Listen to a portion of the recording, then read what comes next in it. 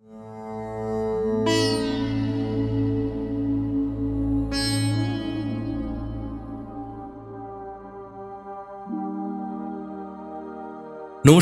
কেমন আছেন সবাই?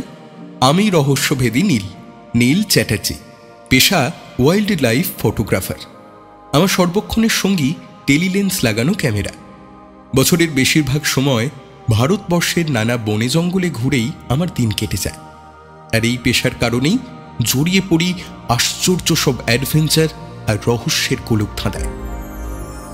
আজ সাহিত্য সমাহারে শুনবেন আমার গল্প, অর্থাৎ আমার সৃষ্টিকর্তা সাহিত্যিক শ্রী সৈকত মুখোপাধ্যায়ের কলমে রহস্যভেদী নীল সিরিজের কাহিনী দিঘল বাড়ির দুরন্ত দিনগুলো।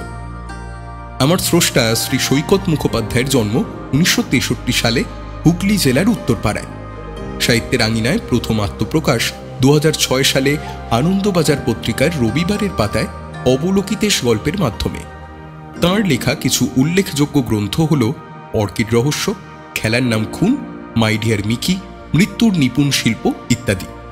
দিঘলবাড়ির দুরন্ত দিনগুলো প্রথম প্রকাশিত হয় শারদীয় শুকতারা 1423 সংখ্যায়, অর্থাৎ ইংরেজির 2016 সালে। গল্পটি পরে দেব সাহিত্য কুটির থেকে প্রকাশিত মৃত রাজা জাগো বইটিতে সংকলিত হয়। গল্পটি সাহিত্য সমাহার নিয়েছে পত্রভারতী থেকে প্রকাশিত রহস্যভেদী নীল এই বইটি থেকে। গল্পের প্রধান চরিত্রে মেডিকেল অ্যানথ্রোপোলজিস্ট ডক্টর সব্যসাচী মিত্র এবং আমি নীল। তাহলে শুরু হচ্ছে আমার অ্যাডভেঞ্চার কাহিনী দিঘল বাড়ির দুরন্ত দিনগুলো।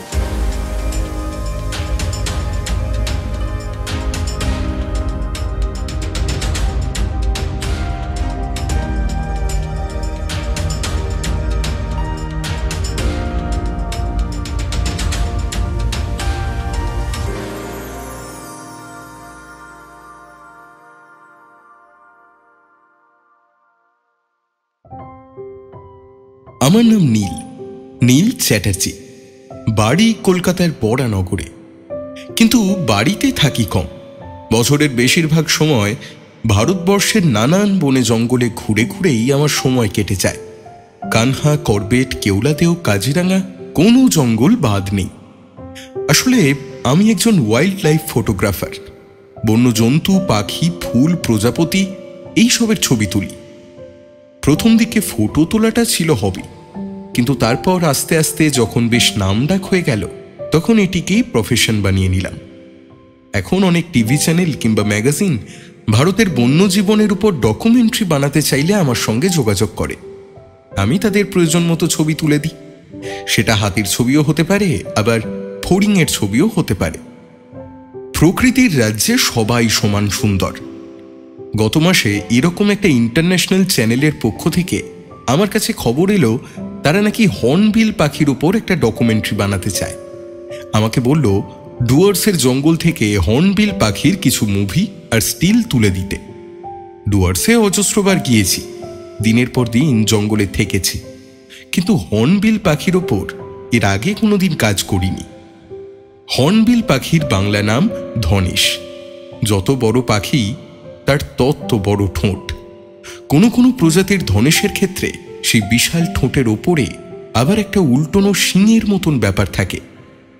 আমাদের নর্থ বেঙ্গলের জঙ্গলে বেশ কয়েক জাতের হর্নবিল পাওয়া যায়। কোনোটার নাম বড় কাও, কোনোটার নাম ছোট কাও, আবার কোনোটার নাম কোলেপ। কিন্তু ধনেশের সেরা ধনেশ হল রাজধনেশ, যার ইংরেজি নাম গ্রেট পায়েড হর্নবিল। রাজ তো সত্যিই রাজ। যেমন বিরাট তার চেহারা, তেমনই তার সাদা কালো পালক আর হলদে ঠোঁটের বাহার।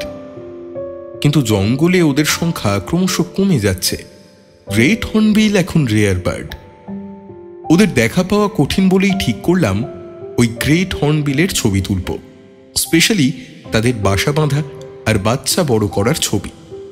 সে এক দারুণ ইন্টারেস্টিং ব্যাপার। কেন সেটা পরে বলছি। যাই হোক, ক্যামেরা নিয়ে পৌঁছে গেলাম আলিপুরদুয়ার। সেখান থেকে বক্সা টাইগার রিজার্ভের ভেতর জয়ন্তী গ্রাম।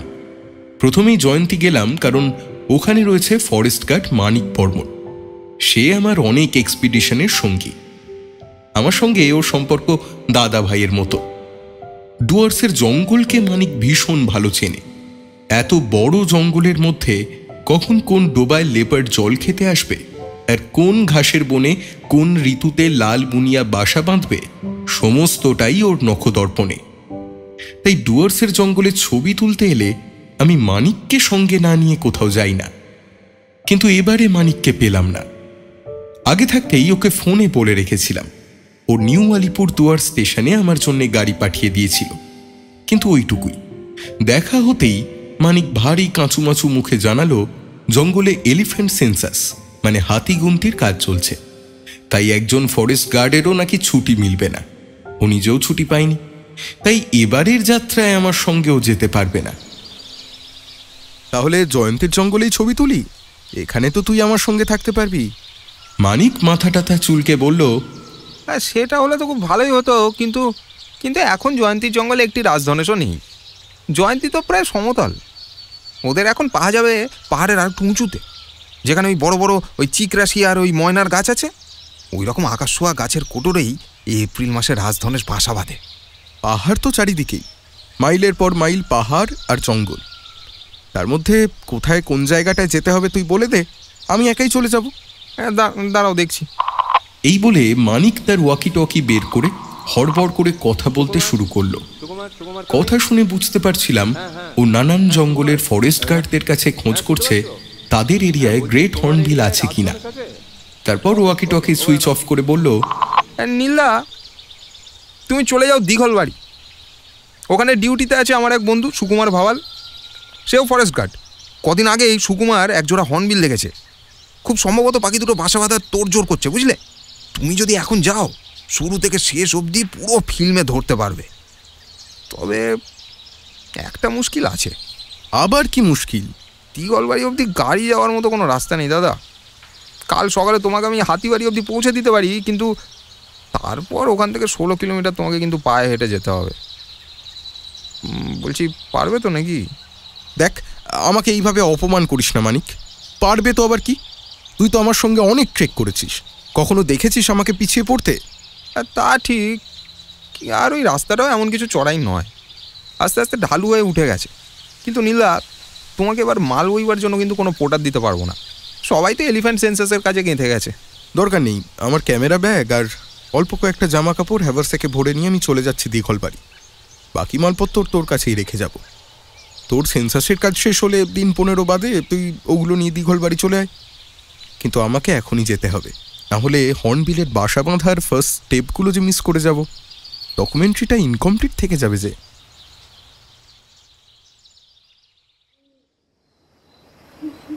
প্রথম রাতটা জয়ন্তী নদীর পাড়ে মানিকের কাঠের বাড়িতে কাটালাম। একটু রাত হতেই বনের শব্দ শুরু হলো। অন্ধকারের মধ্যে থেকে ভেসে আসছিল সম্বর হরিণের ডাক, পেঁচার ডাক, আরও কত নাম না জানা পাখির ডাক। আর এই সব শব্দের সঙ্গে মিশে যাচ্ছিল পাথর থেকে পাথরে ধাক্কা খেতে খেতে ছুটে চলা জয়ন্তীর খরস্রোতের শব্দ। বারান্দায় বসে বসে দেখছিলাম নদীর ওপারের পাহাড়গুলোয় একটার পর একটা আগুনের মালা এদিক থেকে ওদিকে ছড়িয়ে পড়ছে।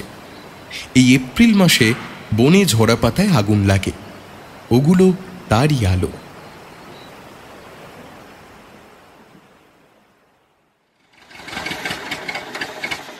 ভোর হতেই মানিক আমাকে নিয়ে বেরিয়ে পড়ল হাতিবাড়ির দিকে। হাতিবাড়ি আগেও অনেকবার এসেছি, কিন্তু ওখানে পৌঁছনোর পর মানিক আমাকে যে রাস্তাটার মুখে ছেড়ে দিল সেটা আমার একদমই অচেনা। রাস্তাটার উপর প্রথম স্টেপটা ফেলেই দাঁড়িয়ে পড়লাম। মানিক তখনও জিপের জানালা দিয়ে মুখ বাড়িয়ে আমাকে দেখছিল। এখানে তো একসময় পিচের রাস্তা ছিল বলে মনে হচ্ছে রে। হ্যাঁ ঠিকই বলেছ দাদা, একসময় আলিপুরদুয়ার থেকে দিঘলবাড়ি অবধি যাওয়ার চওড়া পিচের রাস্তা ছিল। তবে 5 বছরের মধ্যে নতুন করে পিচ না পড়লে রাস্তার কি আর দোষ আছে বলো? ওইটুকু রয়ে গেছে। কেন পিচ রাস্তা ছিল কেন? আরে পিচ রাস্তা বলছো কি নীলদা?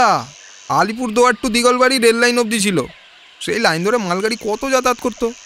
কেন রে মানিক, এইরকম জংলা জায়গায় পিচ রাস্তা, রেল লাইন ওসব ছিল কেন?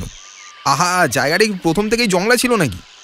একসময় দিঘলবাড়িতে ইন্ডিয়ান ডোলেমাইট কোম্পানির খনি ছিল। ওখানে পাহাড়ের খদানে খুব হাই ক্লাসের ডোলেমাইট পাথর পাওয়া যেত।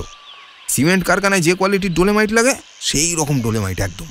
সেই ডোলেমাইট পাথর নিয়ে যাওয়ার জন্য কত রাস্তা ছিল, রেল লাইন পর্যন্ত ছিল। তারপর কি হলো? ডোলোমাইট কি ফুরিয়ে গেল? কি যে বলো নীলদা, আস্তে আস্তে পাহাড়গুলো তো এক একটা ডোলেমাইটেরই তৈরি। ও জিনিস ফুরিয়ে যায় নাকি কখনো?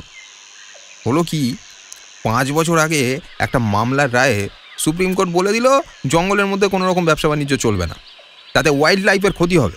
ব্যাস, ডুয়ার্সের জঙ্গলের মধ্যে যেখানে যত ব্যবসা ছিল, সে করাতকলি হোক কিংবা ডোলেমাইটের খাদানি হোক, সব বন্ধ করে দিতে হলো। তখন থেকে কেউ আর দিগলবাড়ির দিকে যায় না। রাস্তা, রেল লাইন সব আস্তে আস্তে নষ্ট হয়ে গেছে। এখন তো গভীর জঙ্গল ওখানে। বাহ, ভালোই হয়েছে। এইরকম না হলে কি আর ধনেশ পাখিরা ওখানে বাসা বানাবার সাহস পেত? আমি সেই খোয়া ওঠা ভাঙাচোরা রাস্তা ধরে পা চালালাম দিঘল বাড়ির দিকে।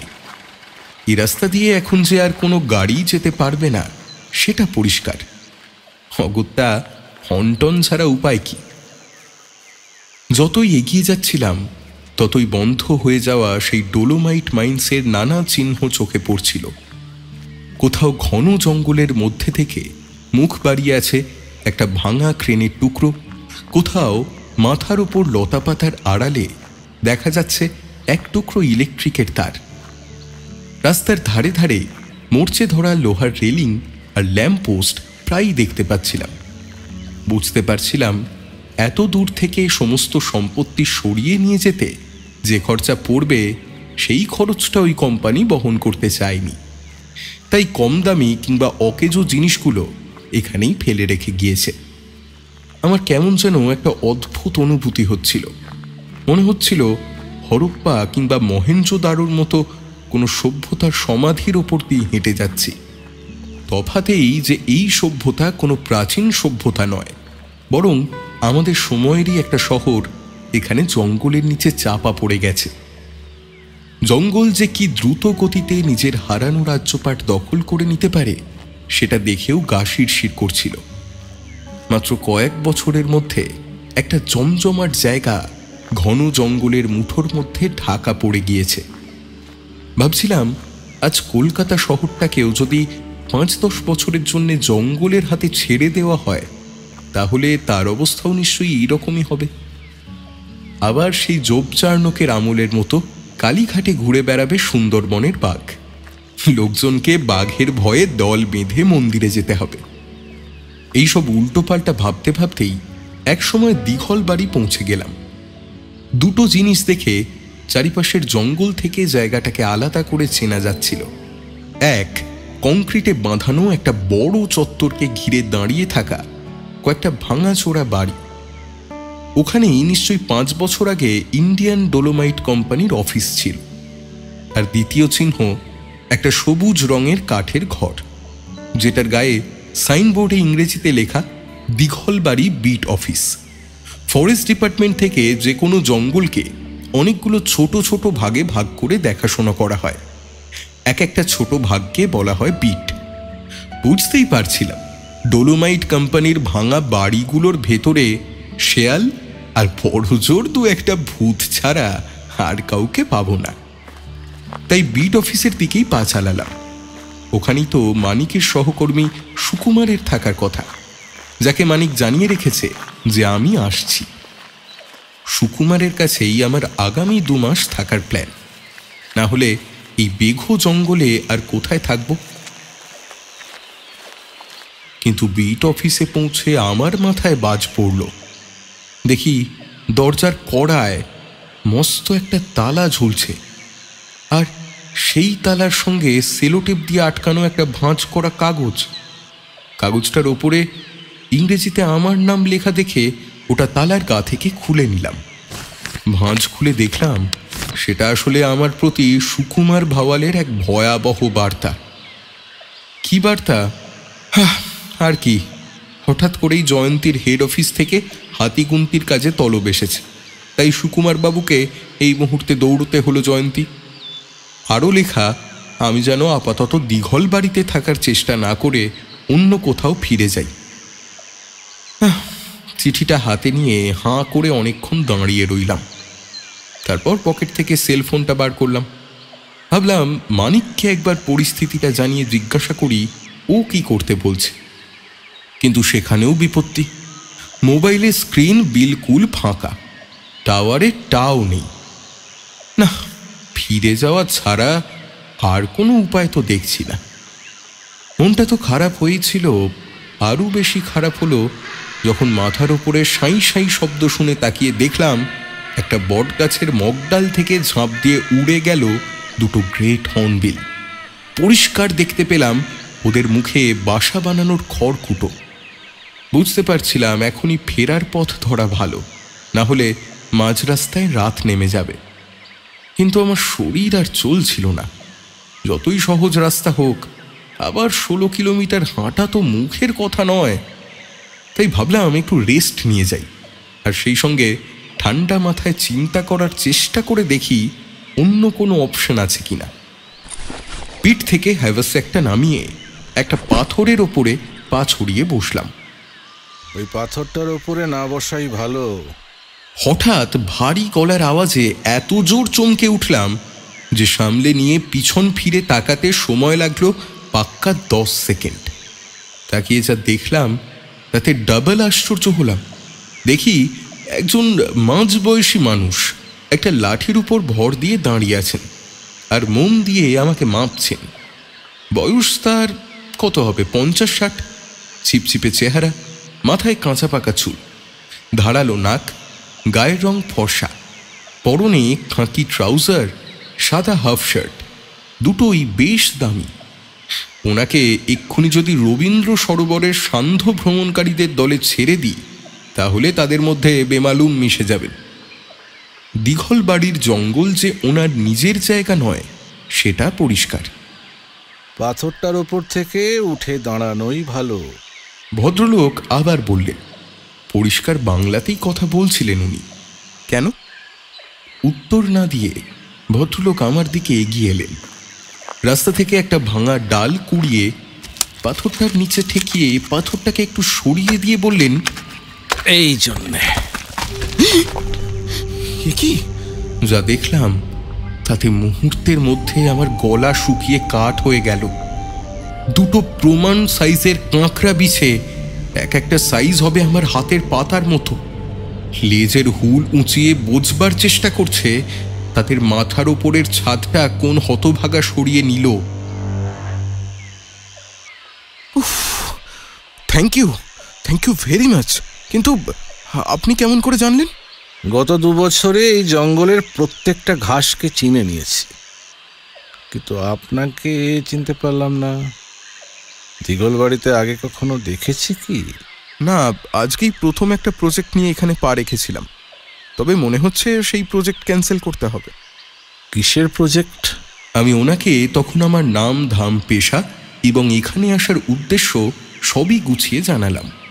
আরও বললাম, আসলে হর্নবিলের বাসা বাঁধার ভিডিও তুলতে এখানে এসেছিলাম, কিন্তু সেটা তো প্রথম থেকে তুলতে না পারলে লাভ নেই, আর থাকার জায়গা আপাতত কিছু নেই। তাই আমি ফিরে যাব বলেই ঠিক করেছি। আমার মুখে হর্নবিল পাখির কথা শুনতে শুনতে উনি কি যেন চিন্তা করছিলেন।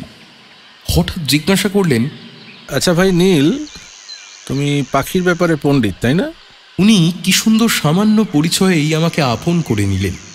নাম ধরে তুমি সম্বোধন করলেন দেখে সত্যি ভালো লাগলো। আরে না না না, আমার কোনো ডিগ্রি টিগ্রি কিছু নেই। ওই নিজে নিজে বইপত্র ঘেঁটে আর সত্যিকারের পক্ষীবিদদের সঙ্গে মিশে যেটুকু শিখেছি আর কি। আর তাতেই হবে। চলো তো তুমি আমার সঙ্গে। আপনার সঙ্গে? কোথায় যাব? আমার ঘরে। আবার কোথায়? ঘর মানে অবশ্য ওই ডলোমাইট কোম্পানির একটা ভাঙা বাংলো।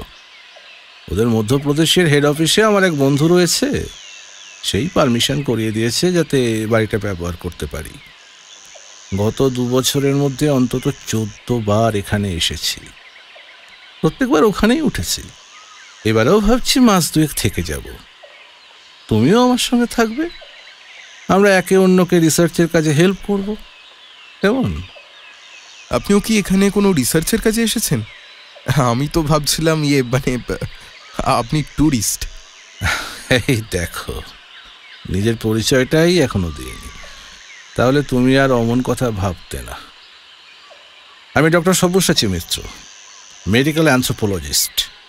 ওনার সঙ্গে শেক হ্যান্ড করলাম ঠিকই, তবে মুখে হাসি ফোটাতে পারলাম না, কারণ সেই মুহূর্তে প্রাণপণে মনে করার চেষ্টা করছিলাম মেডিকেল অ্যানথ্রোপোলজি শব্দটা আগে শুনেছি কিনা।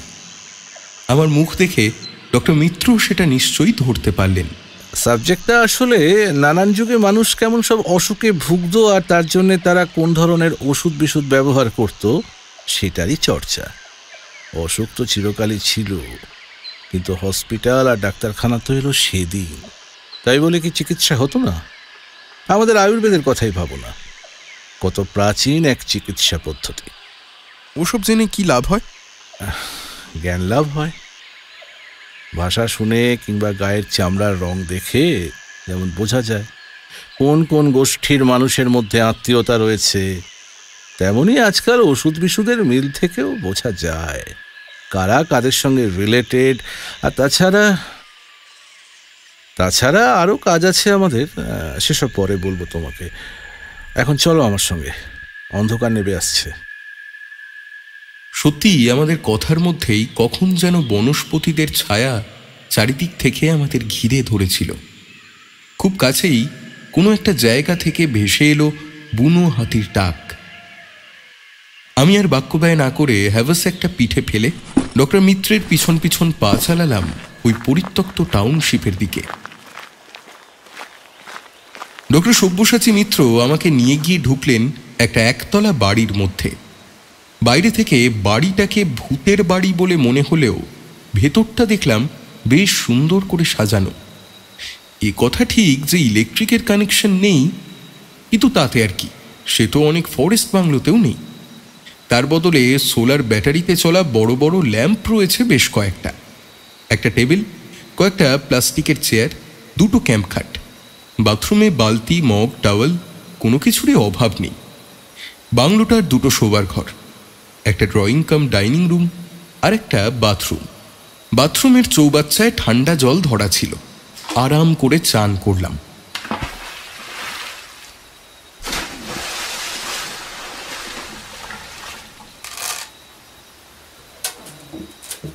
ইতিমধ্যে ডক্টর মিত্র নিজেও ধরাচুরো ছেড়ে পাজামা পাঞ্জাবি পরে নিয়েছেন। এর মধ্যেই 2 কাপ চাও বানিয়ে ফেলেছেন দেখলাম। আমি ঘরে ফেরা মাত্রই আমার হাতে চায়ের কাপ আর গরমা গরম ফ্রেঞ্চ ফ্রাইয়ের প্লেট ধরিয়ে দিলেন। সোফা টোপা নেই, ওই চৌকিটার ওপরেই আরাম করে বসো।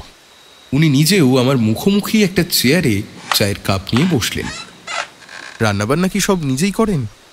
দরকার পড়লে করতে পারি না যে তা নয়, তবে আপাতত কাজল রয়েছে, ও আমাকে কোনো কাজই করতে দেয় না। দেখবে ওকে? দাঁড়াও দেখাচ্ছি। উনি মোড়া ছেড়ে উঠে গেলেন রান্নাঘরের দিকে। একটু বাদেই একটা ছেলের হাত ধরে নিয়ে এসে আমার সামনে দাঁড় করিয়ে দিয়ে বললেন, এই হলো কাজল। দেখলাম কাজলের বয়স 13 কি 14 বছর।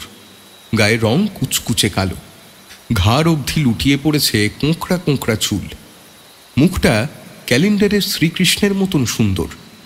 শরীরের পেশিগুলো এই বয়সেই যেমন ডেভেলপ করেছে, তাতে বোঝা যায় ওকে পরিশ্রম করে বাঁচতে হয়।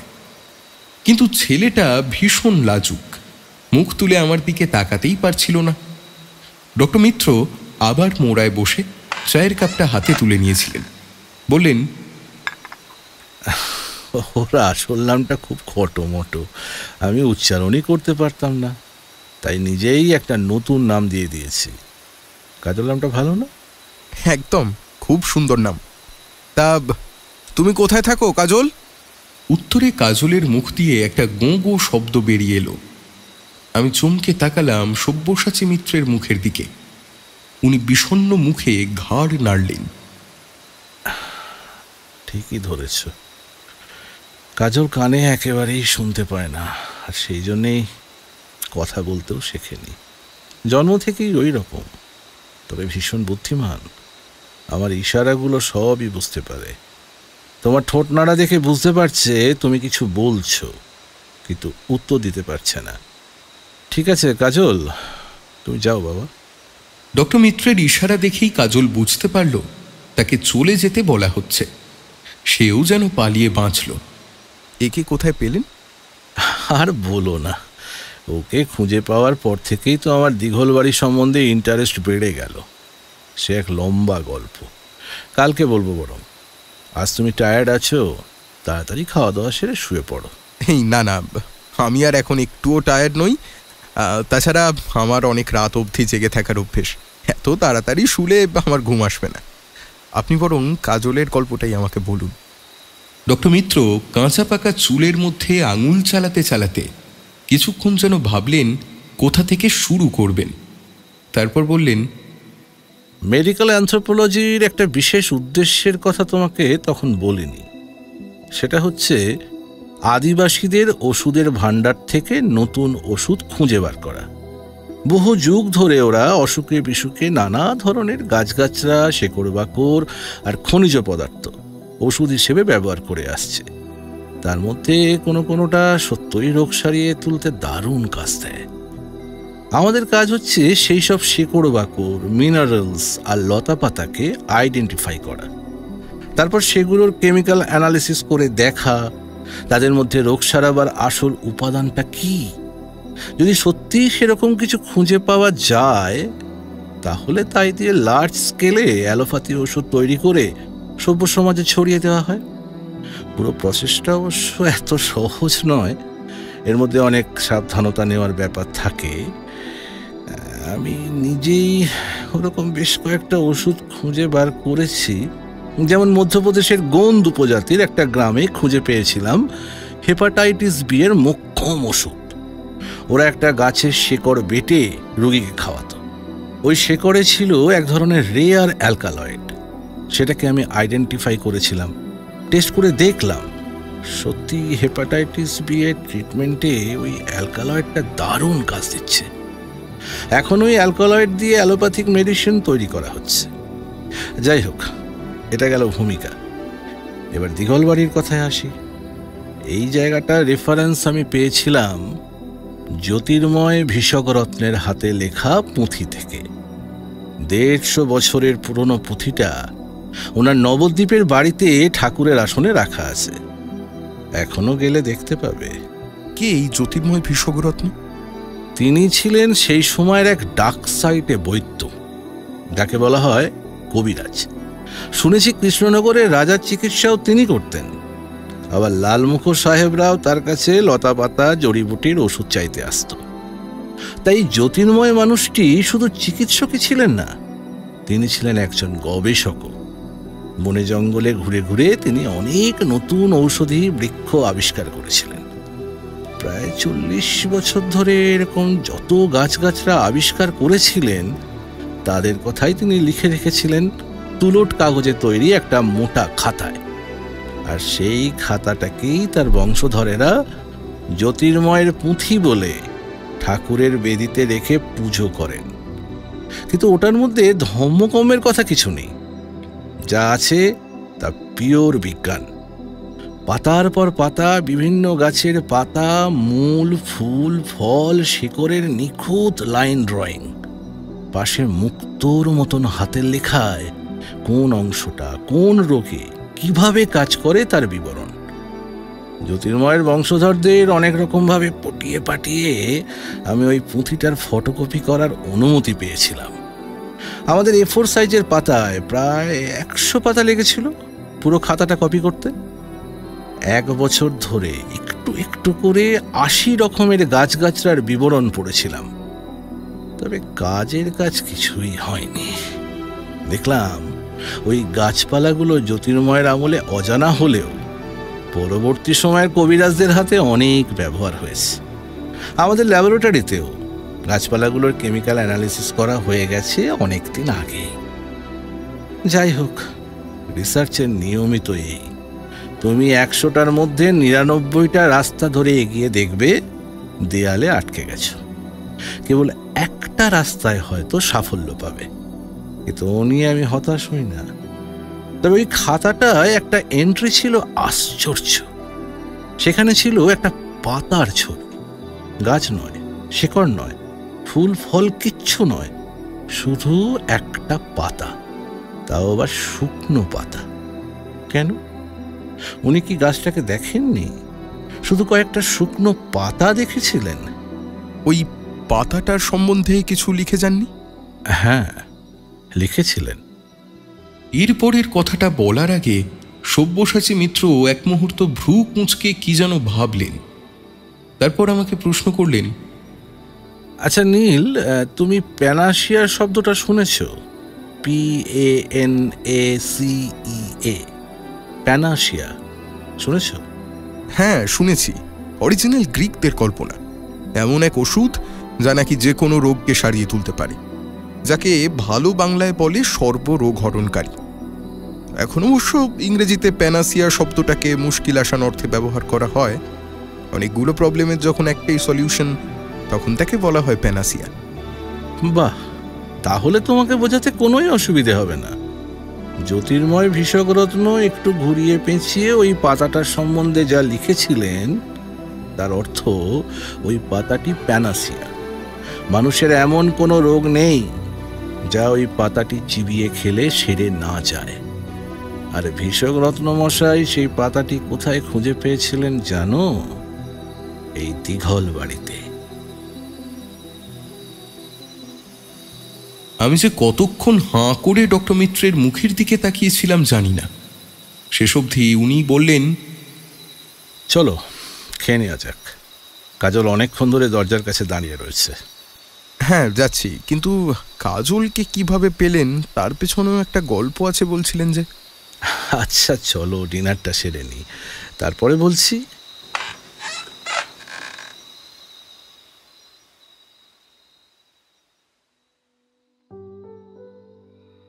ডক্টর সব্যসাচী মিত্র খাওয়ালেন মন্দ নয়। গরম গরম রুটি, তেলাকুচার মতন এক ধরনের জংলি ফলের ভাজি, লঙ্কার আচার আর কাঠের আঁচে রান্না করা দেশি মুরগির কারি। কাজলের রান্নার হাত দেখলাম অসাধারণ। খাওয়া দাওয়ার পর আমি আর ডক্টর মিত্র দুটো চেয়ার নিয়ে বারান্দায় বসলাম। তখন রাত প্রায় 9টা। ঘন অন্ধকারে ডুবে আছে দিঘল বাড়ির জঙ্গল। চোখে কিছু দেখা যাচ্ছে না, কিন্তু কান পাতলেই শোনা যাচ্ছে নিশাচরদের আওয়াজ, ঝিঁঝি পোকার শব্দ, নাইটজার পাখির একটানা টং টং ডাক, শেয়ালের আর্তনাদ, আর সব কিছুকে ছাপিয়ে মাঝে মধ্যেই ভেসে আসছিল বুনো হাতিদের সেই শাঁখের আওয়াজের মতন চিৎকার। এই বাংলোর পিছন দিকেই একটা পাহাড়ি ঝোড়া আছে। পাথর থেকে পাথরে ধাক্কা খেয়ে ছুটে চলা সেই ঝোড়ার জলের ঝরঝর শব্দও সারাক্ষণ কানে আসছিল। বারান্দার অন্য কোণে দুটো হাঁটুর মধ্যে মুখ গুঁজে উদাস ভঙ্গিতে বসেছিল কাজল।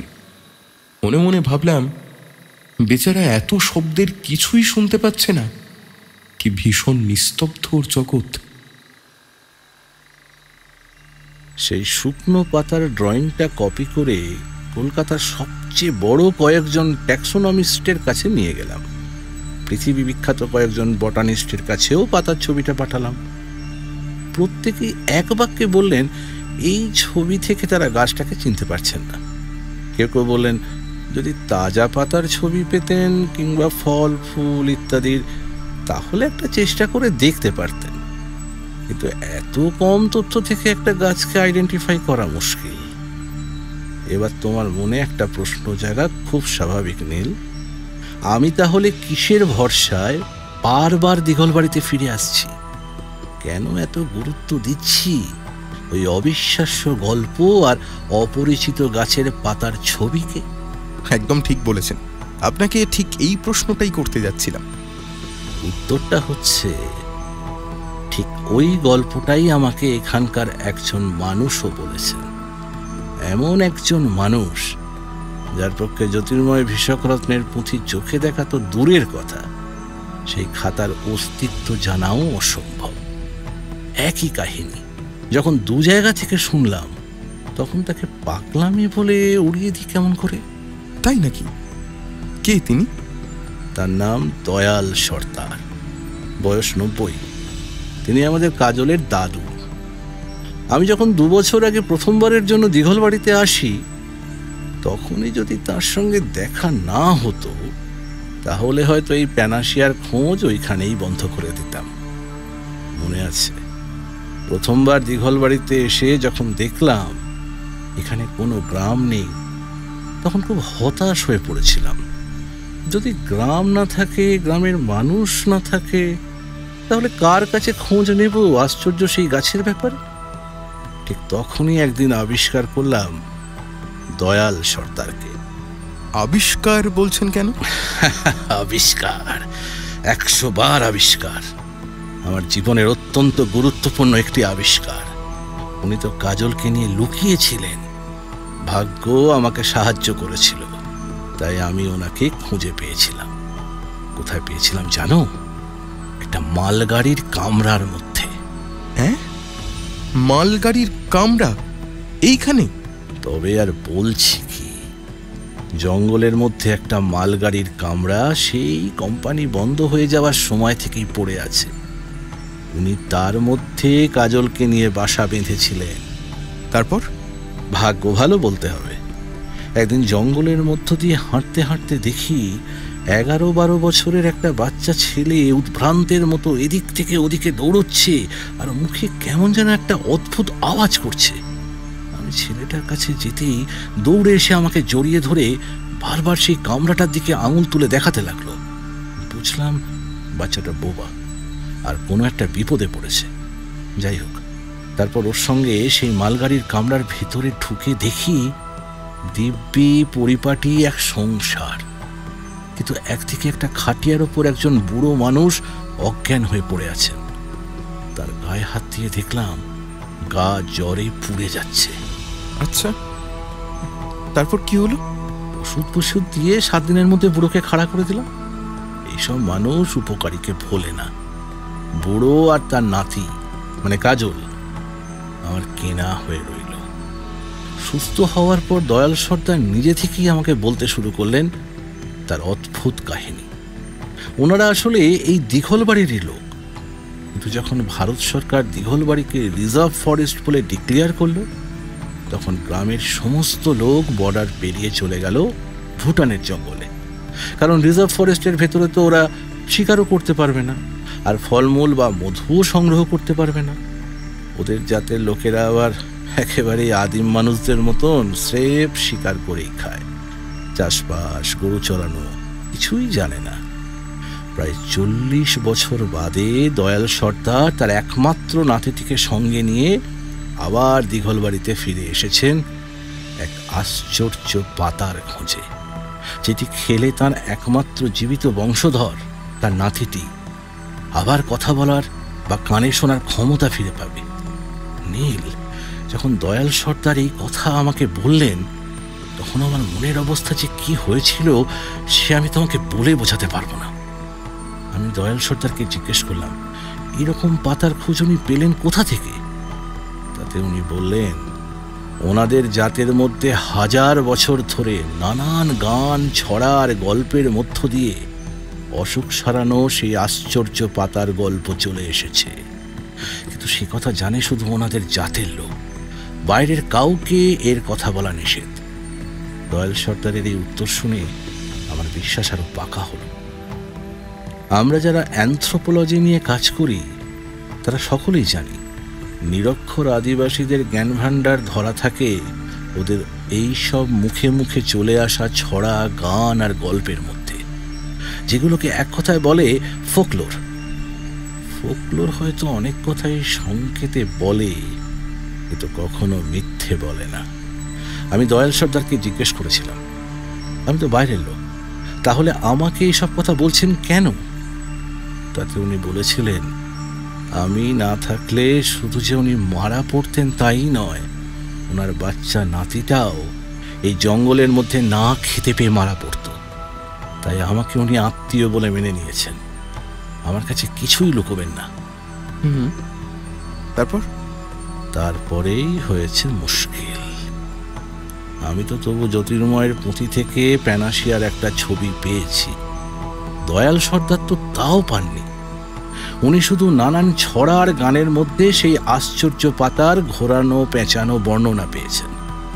কাজে আলাদা আলাদাভাবে আমরা দুজনেই জানি দিঘলবাড়িতে সেই আশ্চর্য গাছ আছে, কিন্তু কোথায় যে সেই গাছ জন্মায়, কি যে তার নাম, কিছুই জানি না। দুজনেই নিজের মতন করে খুঁজে যাচ্ছি। আপনি দয়াল সর্দারকে জ্যোতির্ময়ের পুঁথির কথা বলেছেন? না, বলিনি। এমনকি এও বলিনি যে আমি ওই পাতার খোঁজে এখানে এসেছি। সর্দার জানেন আমি এখানকার পাহাড়ের মিনারেলস নিয়ে কাজ করছি। সব কথা সবাইকে বলতে নেই। তুমিও জানো ওনাকে কিছু বলো না। ডক্টর মিত্রের কথাগুলো আমার খুব খারাপ লাগলো। আমার মনে হলো কাজটা উনি ঠিক করেননি, কিন্তু মুখে কিছু বললাম না। অত বড় মাপের একজন বিজ্ঞানীর কাজের সমালোচনা করা আমার শোভা পায় না। এও ঠিক করলাম উনি যদি কিছু বলেন তাহলে আমি দয়াল সর্দারকে ওনার কাজের ব্যাপারে আগ বাড়িয়ে কিছু বলতে যাব না। তারপরেও কিছুক্ষণ দুজনে চুপ করে বসে রইলাম। হঠাৎ নিস্তব্ধতা ভঙ্গ করলেন ডক্টর সব্যসাচী মিত্র। তুমি একবার ওই পুঁথির পাতাটা দেখবে? সে দেখতে পারি, কিন্তু যেখানে অত বড় বটানিস্টরা কিছু বলতে পারেননি সেখানে আমি আর কি বলবো। শুধু সো কল্ড প্যানাশিয়ার ছবি তো নয়, ওই একই পেজে আরও দুটো স্কেচ ছিল। আমি আলাদা আলাদা পাতায় কপি করে রেখেছি। দাঁড়াও, তোমাকে দেখাচ্ছি। এই বলে উঠে গিয়ে আলমারি থেকে একটা ফাইল নিয়ে এলেন। আমাদের দুজনের মাঝখানে একটা ব্যাটারি ল্যাম্প নামানো ছিল। সেটার সামনে ফাইল খুলে তিনি একটা নির্দিষ্ট পাতার দিকে ইশারা করলেন।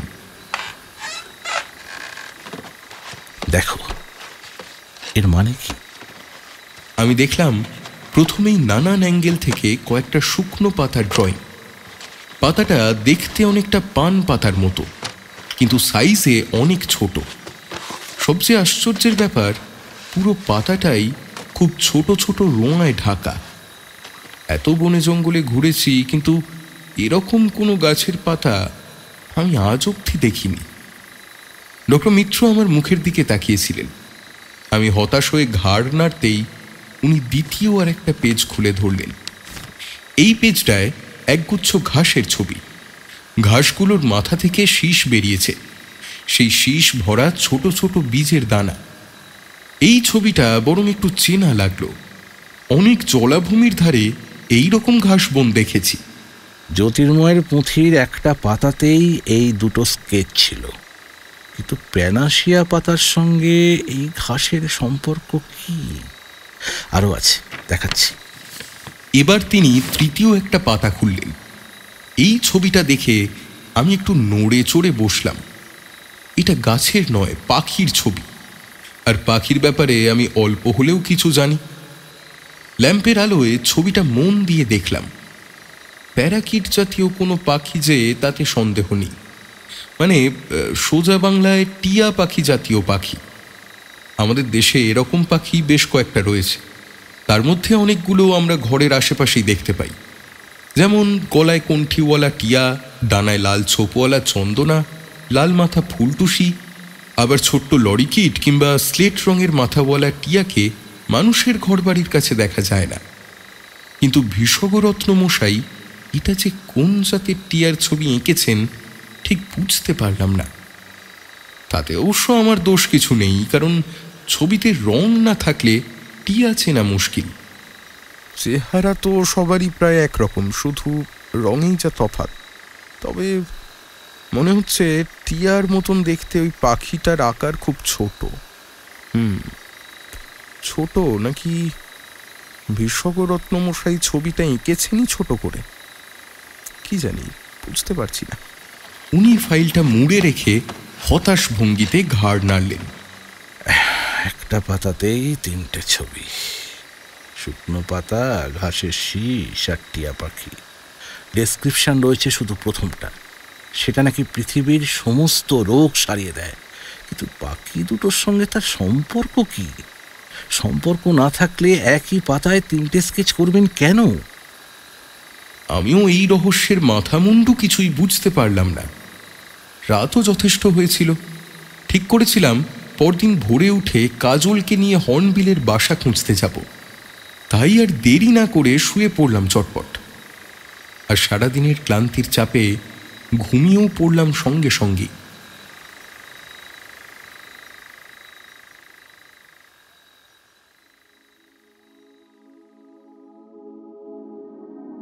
আজ ভারী অদ্ভুত একটা অভিজ্ঞতা হলো। আলাপ হলো প্রাচীন ভারতের এক ঋষির সঙ্গে। তাঁর নাম দয়াল সর্দার। সত্যি মানুষটাকে দেখলে আর তাঁর সঙ্গে কথা বললে বৈদিক যুগের তপবনবাসী ঋষি ছাড়া আর কিছু মনে হয় না। ওই রকম শান্ত চোখের দৃষ্টি, 90 বছর বয়সেও শটান শির দাঁড়া, বুক অবধি লুটিয়ে পড়া ধবধবে সাদা দাড়ি।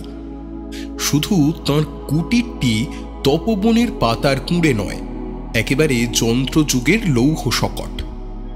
শুরু থেকেই বলি ব্যাপারটা। প্ল্যান মতন আজ খুব ভোরে আমি আর কাজল বেরিয়ে পড়েছিলাম হর্নবিলের বাসা খুঁজতে। এই বাসার ব্যাপারটা খুবই ইন্টারেস্টিং। হর্নবিল বাসা বানায় গাছের কোটরে। গাছটা হতে হবে খুব উঁচু আর কোটরটা হতে হবে বেশ বড়। খুব পুরনো গাছ ছাড়া অমন উচ্চতা আর অমন কোটর পাওয়া যাবে কোথায়? এদিকে জঙ্গলের যত পুরনো গাছ সবই তো কাঠের জন্য কেটে ফেলা হচ্ছে। অনেকেই ভাবেন একটা গাছ কেটে ফেলে তার বদলে আরেকটা গাছ লাগিয়ে দিলেই বুঝি সমস্যার সমাধান হয়ে গেল। এর চেয়ে ভুল ধারণা যে আর কিছু হয় না, সেটা হর্নবিল পাখিরা নিজেদের প্রাণ দিয়ে প্রমাণ করে দিচ্ছে। নতুন গাছের গুঁড়িতে তো আর কোটর থাকে না, তাই আজকাল শুধু বাসা বানানোর জায়গার অভাবেই সারা পৃথিবী থেকে হর্নবিল পাখিরা হারিয়ে যেতে বসেছে। ভাগ্য ভালো, দিঘল বাড়ির জঙ্গলে এখনো বেশ কিছু অমন আদিম মহাদ্রুম বেঁচে বর্তে রয়েছে, কিন্তু তারা রয়েছে প্রায় 40 বর্গ কিলোমিটার জায়গা জুড়ে ছড়িয়ে ছিটিয়ে। ঠিক কোন গাছটায় আমার দেখা সেই গ্রেট হর্নবিলের জোড়া বাসা বাঁধবার জন্য খড়কুটো নিয়ে গেল কেমন করে বুঝবো? কাজলই আমাকে ইশারায় বোঝালো দাদুর কাছে চলো।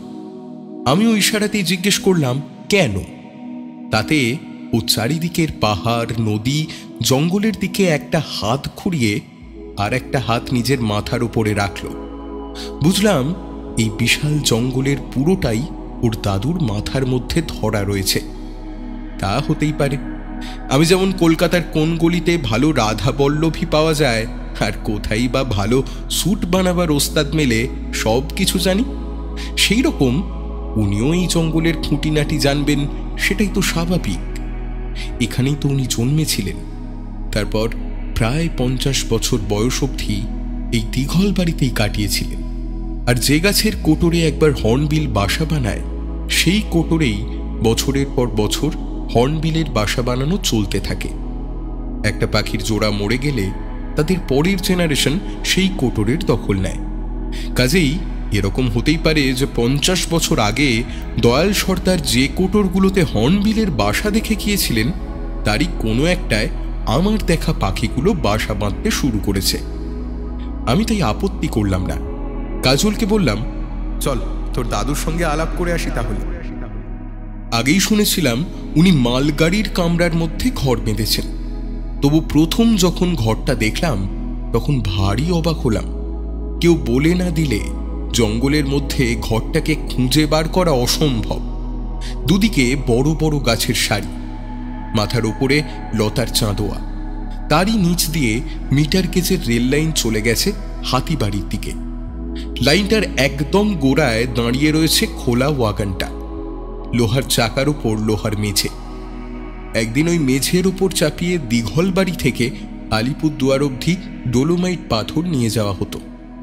এখন ওর ওপরে বাঁশ, কাঠ আর শুকনো পাতা দিয়ে গড়ে তোলা হয়েছে একটা কুঁড়ে ঘর। মাটি থেকে কুঁড়ে ঘরের দরজা অবধি একটা কাঠের মই ঠেকানো রয়েছে। ওই মইটা তুলে নিলেই ঘরটা বন্য জন্তুদের হাত থেকে নিরাপদ। তাছাড়া এসব জায়গায় বর্ষাকালে প্রায় বন্যা হয়ে যায়, তখনও ওই উঁচু মেঝে ঘরটাকে বাঁচায়। মনে মনে স্বীকার করলাম, দয়াল সর্দার ঘর বানাবার জায়গাটা খারাপ পছন্দ করেননি। ওই মই বেয়েই কাজলের পেছন পেছন ঘরে ঢুকলাম। দয়াল সর্দারকে কেমন দেখলাম সে তো শুরুতেই বলেছি। আরও অদ্ভুত লাগলো ওনার কথা শুনে। আমার ধারণা ছিল শিকারি জাতের লোক যখন, তখন বনের পশু পাখিদের উনি বোধহয় কুমড়ো কচুর মতোই দেখেন, মারো আর খাও, এটাই বোধহয় সম্পর্ক। কিন্তু দুটো কথা বলেই বুঝলাম পশু পাখিদের উনি যতটা ভালোবাসেন অতটা আমার পক্ষেও সম্ভব নয়। একটা সময় কথা বলতে বলতে আমরা মই বেয়ে ঘরের বাইরে নেমে এলাম। আর দয়াল সর্দারকে ঘরের বাইরে দেখা মাত্র যত রকমের পাখি, কাঠবেড়ালি, এমনকি একজোড়া বুনো খরগোশ অবধি লাফাতে লাফাতে এসে ওনাকে ঘিরে ধরল। উনিও ধুতির খুঁট থেকে বাদামের মতন কি যেন মুঠোয় ভরে ওদের দিকে ছুঁড়ে দিতে লাগলেন। পাখি আর কাঠবেড়ালিগুলো ওনার সারা শরীর জুড়ে খেলা করে বেড়াচ্ছিল। এরপরেও যদি তপবনের কথা মাথায় না আসে তাহলে বলতে হবে আমার মাথায় গন্ডগোল আছে। দয়াল সর্দার বললেন উনি পশু পাখিদের কথা নাকি বুঝতে পারেন, ওরাও নাকি দয়াল সর্দারের কথা বোঝে। আমি কথাটা অবিশ্বাস করলাম না। হর্নবিলের বাসার কথা বলতেই উনি এক কথায় আমার সঙ্গে যেতে রাজি হয়ে গেলেন। কাজল ওখান থেকেই ডক্টর মিত্রের বাসায় ফিরে গেল, কারণ ওকে রান্নাবান্না করতে হবে।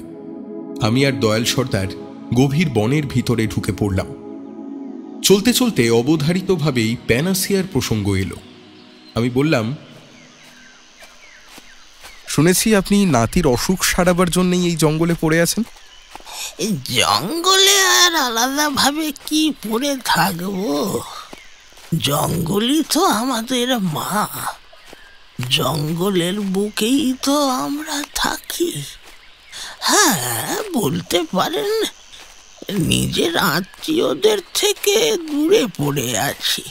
দুঃখিত, আমার কথাটা ভুল হয়েছে। কিন্তু আপনি নাকি এক আশ্চর্য পাতার খবর জানেন, যার রস পেটে গেলে যে কোনো অসুখ সেরে যায়। এটা কি সত্যি?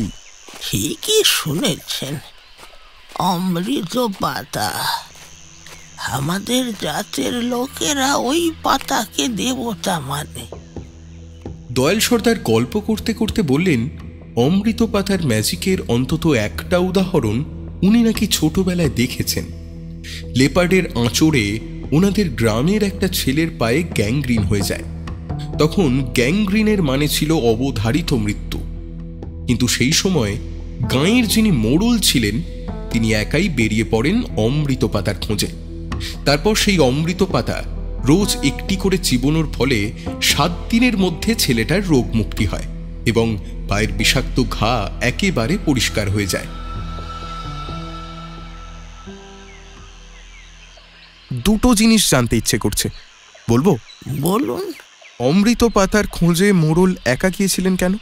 সেইটাই বরাবরের নিয়ম। শুধু গায়ের মোড়লরাই জানবেন কোথায় ওই পাতা পাওয়া যায়। মৃত্যুর সময় এক মোড়ল মশাই পরবর্তী মোড়লের কানে কানে বলে দিয়ে যান অমৃত পাতার হদিশ। এই গোপনীয়তা না থাকলে পরে সকলে মিলে ওই পাতার উৎসকে নষ্ট করে দিত না। তা ঠিক বটে। এবার দ্বিতীয় প্রশ্নটা করি।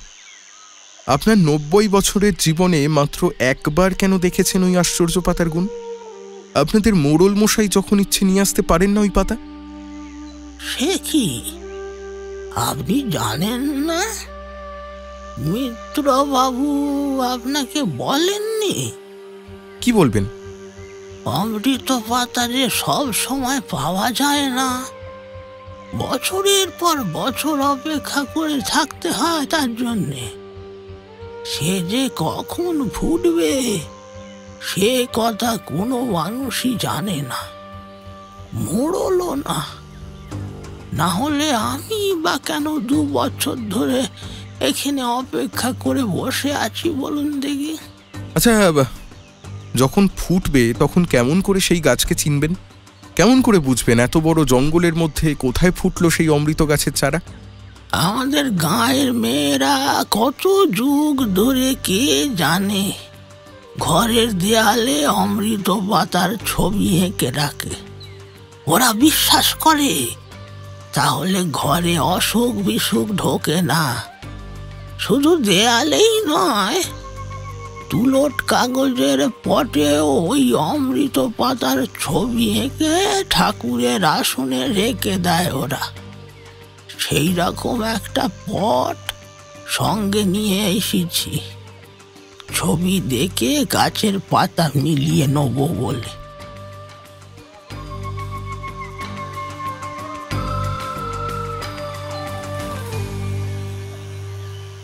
এই বলে দয়াল সর্দার কাজলকে ইশারা করলেন একটা কিছু নিয়ে আসার জন্যে। কাজল এক দৌড়ে ঘরের ভেতর থেকে একটা গুটিয়ে রাখা কাগজ নিয়ে এসে আমার হাতে ধরিয়ে দিল। খুলুন। মোড়কটা খুললাম এবং যা দেখলাম তাতে অনেকক্ষণ আমার মুখ দিয়ে কথা সরল না। জ্যোতির্ময় ভীষগরত্ন তাঁর পুঁথিতে সাদা কালোয় যে ছবি এঁকেছিলেন, এখানে মোটামুটি সেই ছবি রং দিয়ে আঁকা। হয়তো গ্রামের মেয়ের অপটু হাতে আঁকা বলে ডিটেলস একটু কম, তবু রোঁয়ায় ঢাকা পান পাতার মতো পাতাটাকে চিনতে কোনো অসুবিধেই হচ্ছে না।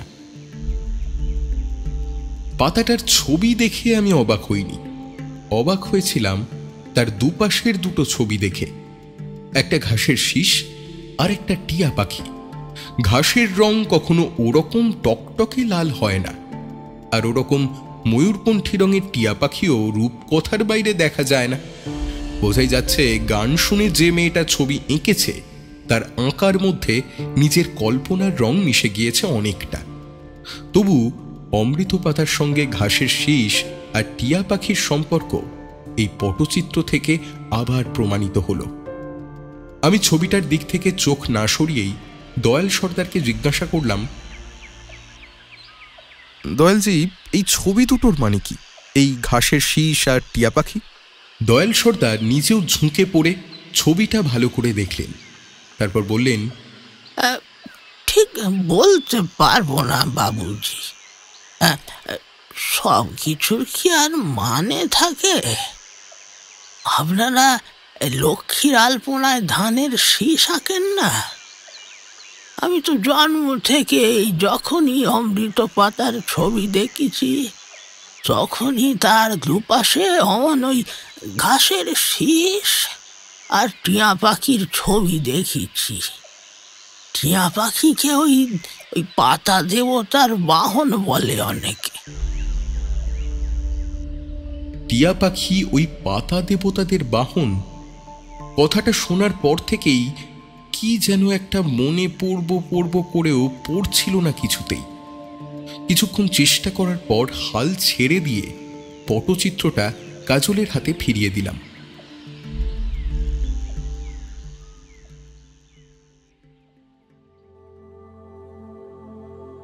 পরের কয়েকটা দিন আমার নিজের কাজ নিয়ে মেতে উঠেছিলাম। প্যানাসিয়ার কথা তাই মাথা থেকে বেরিয়েই গিয়েছিল। দয়াল সর্দারের কল্যাণে খুঁজে পেয়েছিলাম হর্নবিলের বাসা। আকাশ ছোঁয়া একটা ওদলা গাছের একেবারে মাথার কাছে একটা কোটরে সেই হর্নবিল পাখি দুটো বাসা বানাতে শুরু করেছিল।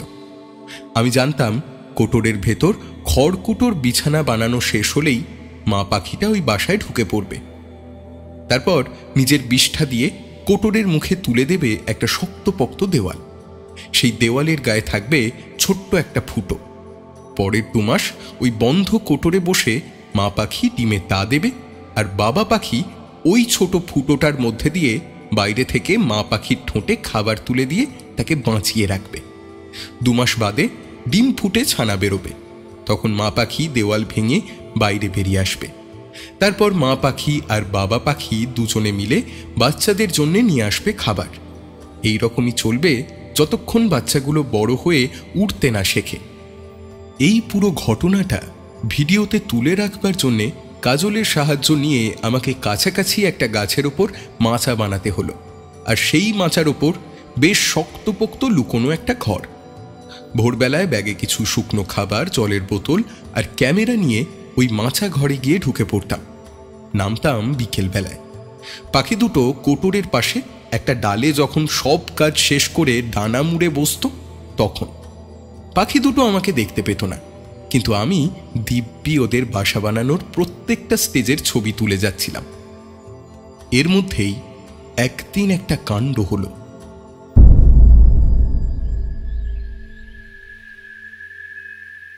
সেদিন হর্নবিলদের কাণ্ড কারখানা দেখতে দেখতে একটু বেশি দেরি হয়ে গিয়েছিল। মাচা থেকে যখন নামলাম তখন অন্ধকার ঘন হয়ে এসেছে। ঘরে ফেরার সময় একটা দাঁতাল হাতির মুখোমুখি পড়ে গেলাম। এই দলছুট একলা দাঁতালগুলো বেশ খ্যাপাটে হয়, বিনা কারণেই মানুষকে চার্জ করে। এদের ইংরেজিতে বলা হয় রোগ এলিফ্যান্ট।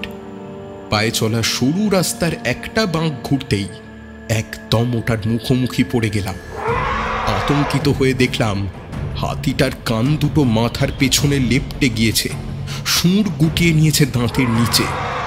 এই সবই চার্জ করার পূর্ব লক্ষণ। হাতির সঙ্গে দৌড়ে পারা যায় না, বিশেষত যেখানে আমার আর ওর মধ্যে মাত্র 15 ফুটের তফাৎ। আমি মৃত্যুর জন্য অপেক্ষা করছিলাম, আর ঠিক তখনই হঠাৎ খুব শান্ত গলায় একটা ডাক ভেসে এলো, শিবা, শিবা, শিবা। ডাকটা আসছিল হাতিটার পিছন দিক থেকে। হাতির শরীরের আড়ালে লুকিয়ে থাকার জন্যেই আমি মানুষটাকে দেখতে পাচ্ছিলাম না। আবার সেই ডাক, শিবা, শিবা, ও শিবা, চলে আয়, আয় আয় আয়, চলে আয়। আশ্চর্য ব্যাপার, সেই ডাক শুনে হাতিটা হঠাৎ আমাকে খুন করার মতলব ছেড়ে পিছন ফিরল। যিনি ওকে ডাকছিলেন এবার তাঁকে আমি দেখতে পেলাম, দয়াল সর্দার। খ্যাপা হাতিটা মাথা নাড়তে নাড়তে গিয়ে দাঁড়ালো ওনার সামনে।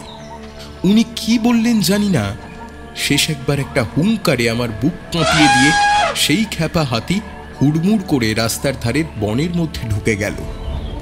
মৃত্যুর মুখ থেকে সদ্য ফিরে এসে আমার তখন আর দাঁড়িয়ে থাকার ক্ষমতা ছিল না, সারা শরীর কাঁপছিল। আমি সেই ধুলোয় ভরা কাঁচা রাস্তার ওপরেই বসে পড়েছিলাম। দয়াল সর্দার এসে আমার হাত ধরে টেনে তুললেন। এরকম দেরি করবেন না, জঙ্গলকে সম্মান দিয়ে চলবেন, তা না হলে সে শোধ নিয়ে নেবে।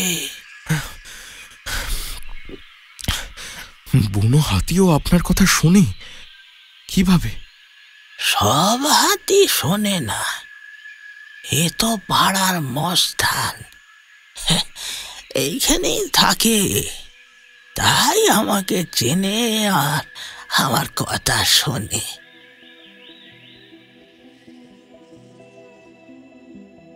এরপর থেকে আমি আর বাড়ি ফিরতে দেরি করিনি কখনো। এভাবে 7-7টা দিন কেটে গেল। এই কদিন আমি আমার মতো ধনেশ পাখির ছবি তুলেছি।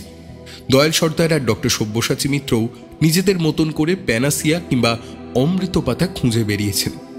তবে বেশিরভাগ সময় সব্যসাচী মিত্রকে দেখেছি একটু দূর থেকে দয়াল সর্দারের ওপর নজর রাখতে। উনি নিশ্চয়ই জানেন ওনার শহুরের চোখকে সেই গাছ যদিও বা এড়িয়ে যেতে পারে, অরণ্যচারী দয়াল সর্দারের চোখকে ফাঁকি দিতে পারবে না কিছুতেই। উনি কি তখন দয়াল সর্দারের কাছ থেকে সেই পাতা কেড়ে নেবেন?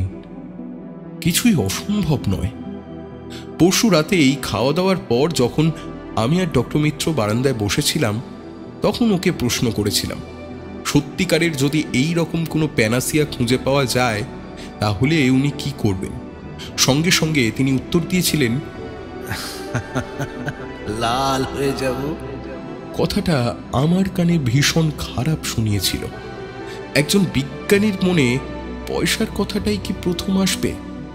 প্যানাসিয়া মানুষের জীবনকে কিভাবে বদলে দিতে পারে, উনি কি সেটা একবারও ভাববেন না?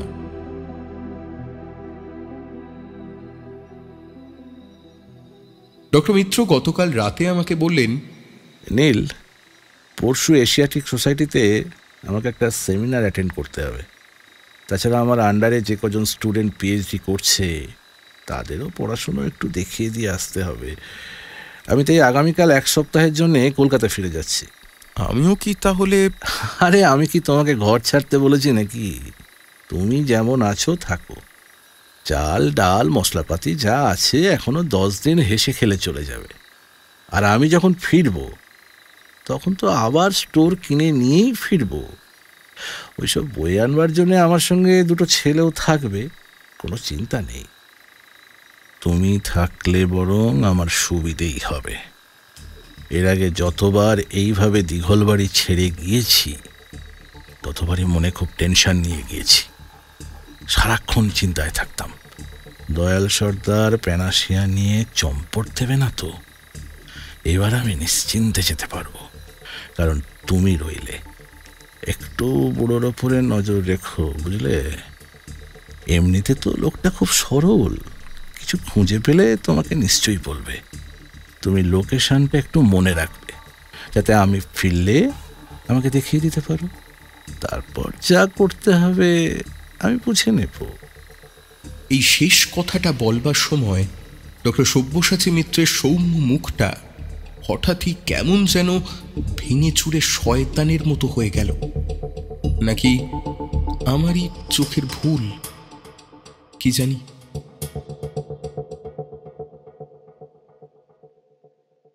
আমার দিঘলবাড়ি পৌঁছনোর ৮ম দিনে ডক্টর সব্যসাচী মিত্র কলকাতায় ফিরে গেলেন। আর সেই দিন সন্ধেবেলায় আমি মাচা থেকে নামার সময় পড়ে গিয়ে বিচ্ছিরিভাবে পা মচকালাম। অতএব ৯ নম্বর দিনটা আর ধনেশ পাখির ছবি তুলতে যেতে পারলাম না, বাড়িতেই বসে রইলাম। দয়াল সর্দার মচকানোর জায়গাটায় কি একটা পাতার রস গরম করে মাখিয়ে দিয়ে কলা পাতার মতন আরেকটা পাতার টুকরো দিয়ে জড়িয়ে বেঁধে দিয়েছিলেন। এমনই আশ্চর্য সেই চিকিৎসা যে দুপুরের মধ্যে দেখি ফোলা টোলা কমে গিয়েছে। অল্প অল্প ব্যথা তখনও ছিল, তাই আর জঙ্গলের দিকে পা বাড়ালাম না। কিন্তু দুপুরের খাওয়া দাওয়ার পর কাজল একটা ছিপ নিয়ে এসে যখন আমাকে ইশারায় মাছ ধরতে যাবার ডাক দিল, তখন না যাবার কোনো কারণই দেখতে পেলাম না। সত্যি কথা বলতে কি, ঘরে শুয়ে থাকতে খুব বোর লাগছিল। ওর সঙ্গে একটু বেরোবার সুযোগ পেয়ে যেন বাঁচলাম। কাজলও এই জঙ্গলকে হাতের তালুর মতো চেনে। জানোয়ারদের পায়ে পায়ে তৈরি হওয়া সুঁড়ি পথ ধরে উত্তর দক্ষিণ পূর্ব পশ্চিম ঘুরতে ঘুরতে হঠাৎই এমন একটা জায়গায় পৌঁছে গেল যে জায়গাটায় আমি আগে কোনোদিন আসিনি। এখানে বিশাল গাছেদের আড়ালে লুকিয়ে রয়েছে ছোট একটা লেক। তার জলের রং ঘন নীল। লেকের পাড়ের অনেকটা পরিষ্কার ঘাস জমি, সেখানে নানা রঙের ঘাস ফুল ফুটে আছে। জায়গাটার সৌন্দর্য এমনই যা ভাষায় বোঝানো যায় না। কাজল লেকের এক কোনায় চার ছড়িয়ে মাছ ধরতে বসে গেল। আমি পাড় বরাবর পায়চারি করতে করতে গুনগুন করে গান গাইছিলাম। একটু বাদে বাদেই হাওয়ার ভেতর দিয়ে ছিপ টানবার সাঁই শব্দ কানে আসছিল। তার মাছ উঠেছে মন্দ নয়। কিছুক্ষণ হাঁটার পর মনে হলো এতটা বাড়াবাড়ি করা বোধহয় ঠিক নয়। কালকেই পায়ে এত বড় চোট লেগেছিল, আজ এত হাঁটাহাঁটি করা কি ঠিক হচ্ছে? আমি একটা পাথরের ওপর পা ছড়িয়ে বসে পড়লাম। আমি যেখানটায় বসেছিলাম ঠিক তার পিছন দিকেই লেকের উঁচু পাড় ঢালু হয়ে মিশেছিল বনের গাছপালার সঙ্গে।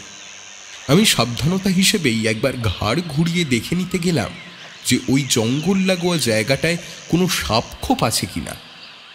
সাপ দেখতে পেলাম না, তবে যা দেখলাম তাতে পায়ের ব্যথা ভুলে লাফ মেরে দাঁড়িয়ে পড়লাম।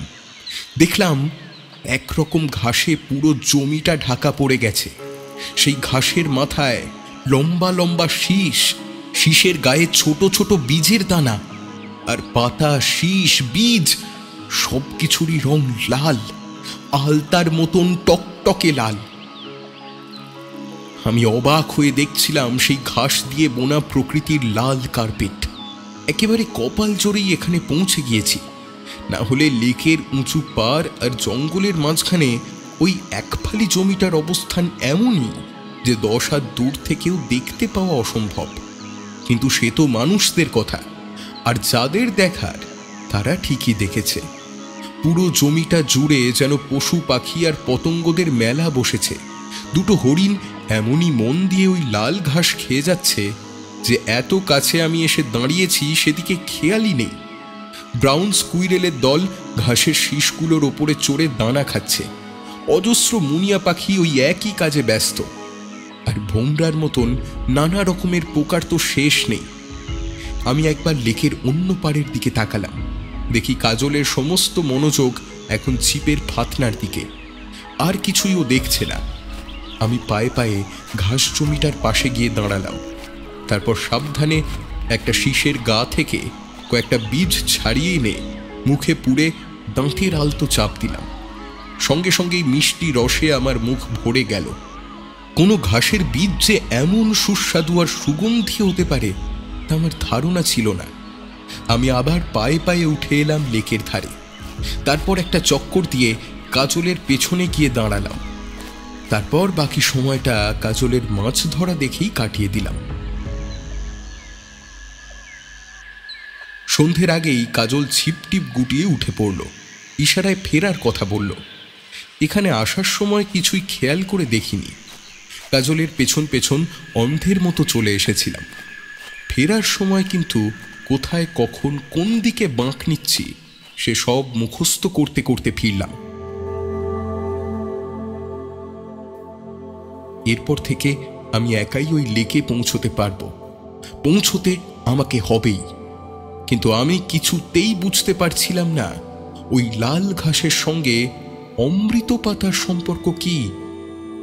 তবে সম্পর্ক যে একটা আছেই, এ ব্যাপারে কোনো সন্দেহ নেই।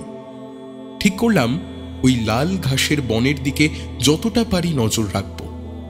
পরের 2 দিন হর্নবিল দেখতে যাওয়ার নাম করে ওই লেকের ধারে গিয়ে বসে রইলাম। কিছুই ঘটল না। তৃতীয় দিন সকালে গিয়ে দেখলাম ওরা এসেছে, ওই ময়ূরকণ্ঠী রঙের টিয়া পাখিরা। তখন সকালের আলোয় লাল ঘাসের বন চুনি পাথরের মতো ঝলমল করছিল। অন্যদিন যারা থাকে আজও তারা সকলেই ছিল সেই হরিণ, কাঠবিড়ালি, মুনিয়া আর ভ্রমরের ঝাঁক। শুধু আজ তাদের সঙ্গে যোগ দিয়েছিল 6টা টিয়া পাখি। তারা ঘাসের শীষের উপর ঝুলতে ঝুলতে বীজে ঠোকর মারছিল আর মাঝে মাঝেই উল্লাসে ডেকে উঠছিল। কখনো একদম বিনা কারণেই আকাশে একটা চক্কর মেরে আবার এসে বসছিল ঘাসের শীষের উপর। ওই ঘাস যেমন আমার অচেনা, এই টিয়া পাখিরাও তাই। আমি চোখ তুলে তাকালাম সামনের দিকে। বনের গাছের মাথা পেরিয়ে যত দূর চোখ যায় পাহাড়, শুধু পাহাড়। ওই পাহাড়ের ঢেউ ভারতের সীমা ছাড়িয়ে, ভুটান ছাড়িয়ে চলে গেছে রহস্যময় তিব্বত মালভূমির দিকে। তার কতটুকু আর আমরা চিনি? এমন কত অচেনা পাখি, কত অচেনা লতা পাতা ফুল যে এখনো হিমালয়ের বুকে লুকিয়ে আছে কে জানে। এই পাখিরাও নিশ্চয়ই হিমালয় পেরিয়ে এসেছে ওই ঘাসের বীজের টানে। ওরা নিশ্চয়ই জানে কখন, কত বছর পরে, কোথায় মাটির নিচে লুকিয়ে থাকা বীজ থেকে মাথা তুলবে লাল ঘাসের চারা। দেখতে দেখতে বড় হয়ে উঠবে, মাটির ওপরে বীজে ভরা শীষের চামড় তোলাবে। 2 মাস কি বড় জোর 3 মাস, সেই 2-3 মাসের জন্যেই এখানে ছুটে আসবে ময়ূরকণ্ঠী টিয়া পাখিরা। এভাবেই ওরা হাজার হাজার বছর ধরে আসছে। 1000 বছর আগেও দয়াল সর্দারের অরণ্যবাসী পূর্বপুরুষেরা ওই ঘাস দেখেছিল, ওই পাখি দেখেছিল। হয়তো অমন সুন্দর আর দুর্লভ বলেই তারা ওই ঘাস আর পাখিকে দেবতার মর্যাদা দিয়েছিল। কিন্তু সবার উপরে তো তারা স্থান দিয়েছিল অমৃত পাতাকে। সেই পাতাটা কোথায়? জ্যোতির্ময়ের পুঁথির 3 জনের মধ্যে 2 জন যখন উপস্থিত, তখন 3 নম্বরও কি বেশি দিন দূরে থাকবে? কোথায় ফুটে উঠবে সেই অমৃতপত্র, সেই 7 রাজার স্বপ্ন প্যানাসিয়া?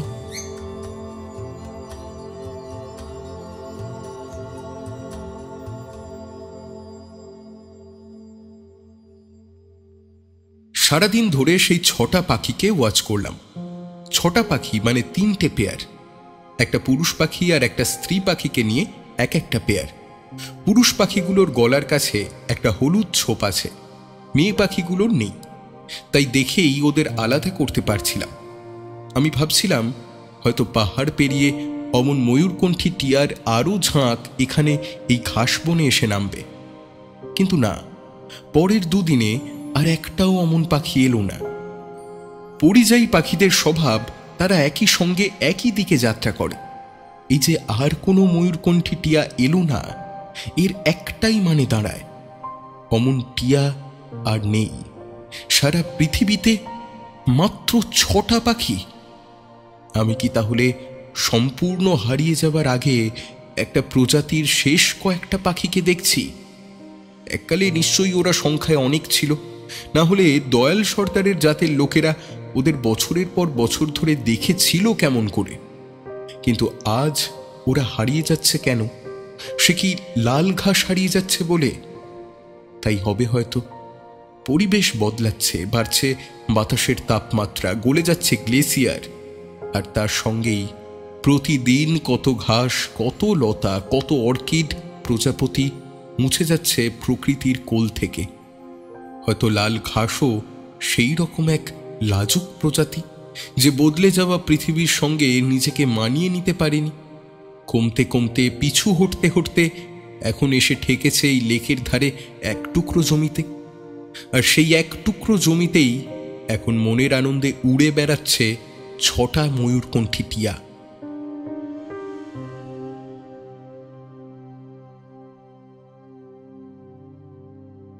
তৃতীয় দিন ওখানে যেতে পারিনি, কারণ আমার ধনেশ পাখিরাও একটা গুরুত্বপূর্ণ কাজ শুরু করেছিল, বাসার দরজা সিল করার কাজ। সেই ছবিটা তুলে রাখা ভীষণ জরুরি ছিল আমার কাছে, যদিও মন পড়েছিল ওই লেকের দিকে। চতুর্থ দিন সকাল হতে না হতেই তাই লেকের ধারে চললাম, আর গিয়েই যা দেখলাম তাতে মনটা খুশিতে ভরে উঠল। দেখলাম ময়ূরকণ্ঠী টিয়ারা বাসা বাঁধার উদ্যোগ নিচ্ছে। লেকের ধারে 3টে আলাদা আলাদা গাছের কোটরে ওরা বারবার মুখে খড়কুটো নিয়ে উড়ে যাচ্ছে।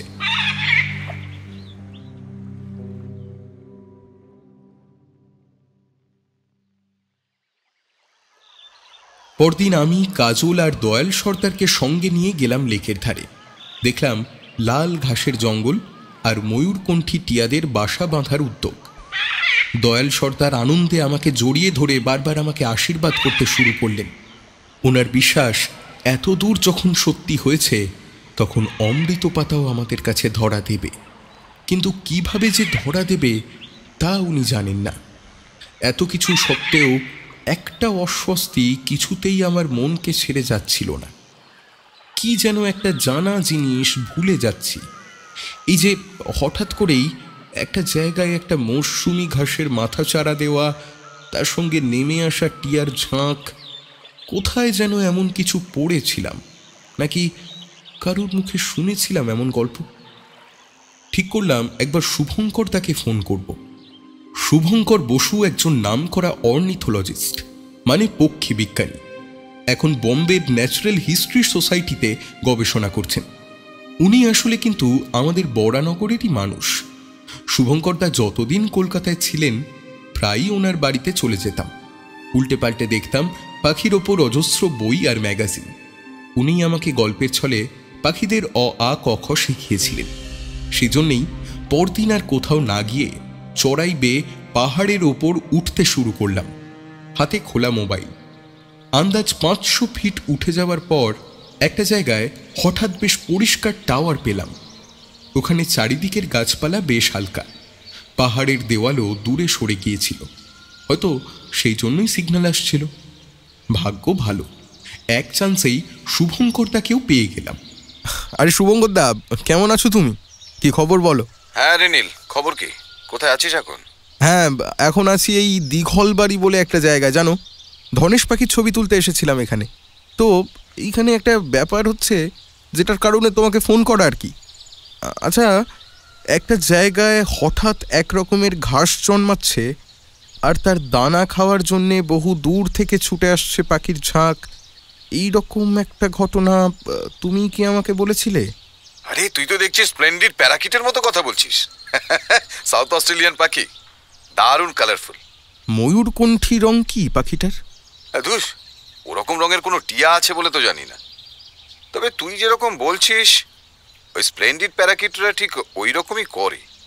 সাউথ অস্ট্রেলিয়া তো মরুভূমির দেশ, কিন্তু কখনো কোথাও এক পশলা বৃষ্টি হলে সঙ্গে সঙ্গে সেখানে একটা প্রাণের মেলা বসে যায়। বৃষ্টির জল পেয়ে শুকনো মাটি ফুঁড়ে মাথা তোলে ঘাসের বন। আহা, দেখতে দেখতে ফুলে আর বীজে ভরে যায় সেই সব ঘাসের শীষ। কীটপতঙ্গেরা ভিড় জমায়, তাদের খেতে ছুটে আসে গিরগিটি আর টিকটিকি, তাদের পেছন পেছন আসে নানা জাতের সাপ। কিন্তু সব থেকে আশ্চর্য ব্যাপার, 1000 মাইল দূরে থাকলেও এই স্প্লেন্ডিড প্যারাকিটদের কাছেও কেমন করে যেন খবর পৌঁছে যায় যে ওখানে ঘাস গজিয়েছে। তারা যাযাবরের মতন সঙ্গে সঙ্গে সেখানে পৌঁছে যায়। যতদিন খাওয়ার মতন ঘাসের বীজ আছে ততদিনের মধ্যেই বাসা বেঁধে ডিম পেড়ে বাচ্চা বড় করে আবার কোন দিকে উড়ে পালায় কে জানে। বছরের পর বছর তাদের ওখানে আর দেখতে পাবি না। আবার ওরা ফিরে আসবে যখন ঘাস গজাবে তখন। শুভঙ্কর দা, তুমি ঠিক জানো আমাদের ভারতবর্ষে ওরকম কোনো পাখি আসে না? না, এখানকার টিয়ারা সকলেই ছোটখাটো এরিয়ার মধ্যে ঘোরাফেরা করে। এখানে তো অত খাবারের অভাব নেই, কোন দুঃখে 1000 মাইল দৌড়বে। তবে কি জানিস তো নীল, কোথায় যে কোন পাখি লুকিয়ে আছে সে তো নিশ্চিত করে বলা যায় না। এখনো 2-3 বছর অন্তর কোনো না কোনো নতুন প্রজাতির পাখি খুঁজে পাচ্ছি আমরা, বিশেষ করে হিমালয়ের বনে। তা তুই এত সব খোঁজ নিচ্ছিস কেন? সেসব তোমায় পরে বলছি আমি। আর শোনো তাহলে, এখন আমি আপাতত রাখি, বাদ বাকি আমি তোমাকে আবার পরে ফোন করছি দরকার হলে। আর শোন, ওই স্প্লেন্ডিড প্যারাকিটদের ব্যাপারে আর একটা ইন্টারেস্টিং কথা মনে পড়লো। ওরা বাসার মধ্যে সুগন্ধি গাছের পাতা এনে রেখে দেয়, জানিস তো? তা বাসা তো বানায় গাছের কোটরের মধ্যে খড়কুটো দিয়ে, তাহলে ওই 2-4টে পাতা কি কাজে লাগে? আরে এই ব্যাপারে আমরা এখনো কোনো কনক্লুশনে পৌঁছতে পারিনি, বুঝলি?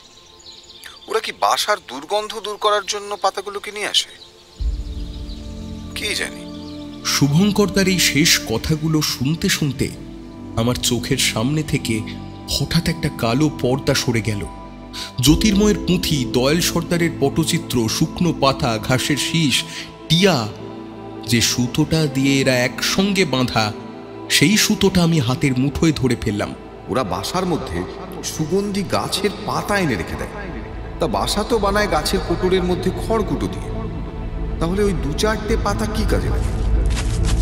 এই ব্যাপারে আমরা এখনো কোনো কনক্লুশনে পৌঁছতে পারিনি, বুঝলি? ওরা কি বাসার দুর্গন্ধ দূর করার জন্য পাতাগুলোকে নিয়ে আসে? কি জানি। হোঁচট খেতে খেতে উথরাই বেয়ে আমি নামতে শুরু করলাম। দীঘল বাড়ির জঙ্গলের মধ্যে মুখ লুকিয়ে দাঁড়িয়ে থাকা সেই মালগাড়িটার সামনে গিয়ে হাত পারলাম। দয়ালজি, আমি জানি কোথায় আছে অমৃত পাতা, আমি জানি। দেখবেন তো শিগগির আসুন।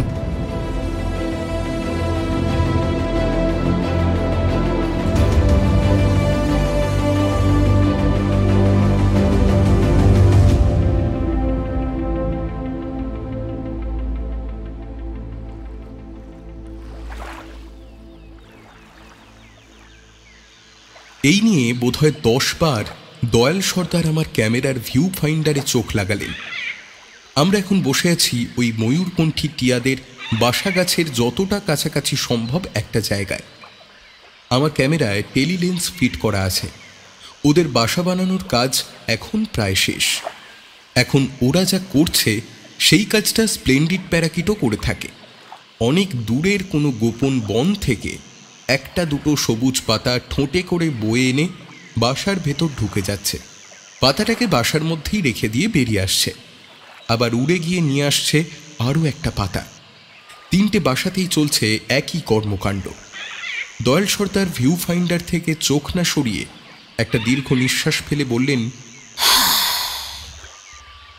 বাবুজি, তার মানে অমৃত পাতার গাছ এই জঙ্গলে জন্মায় না।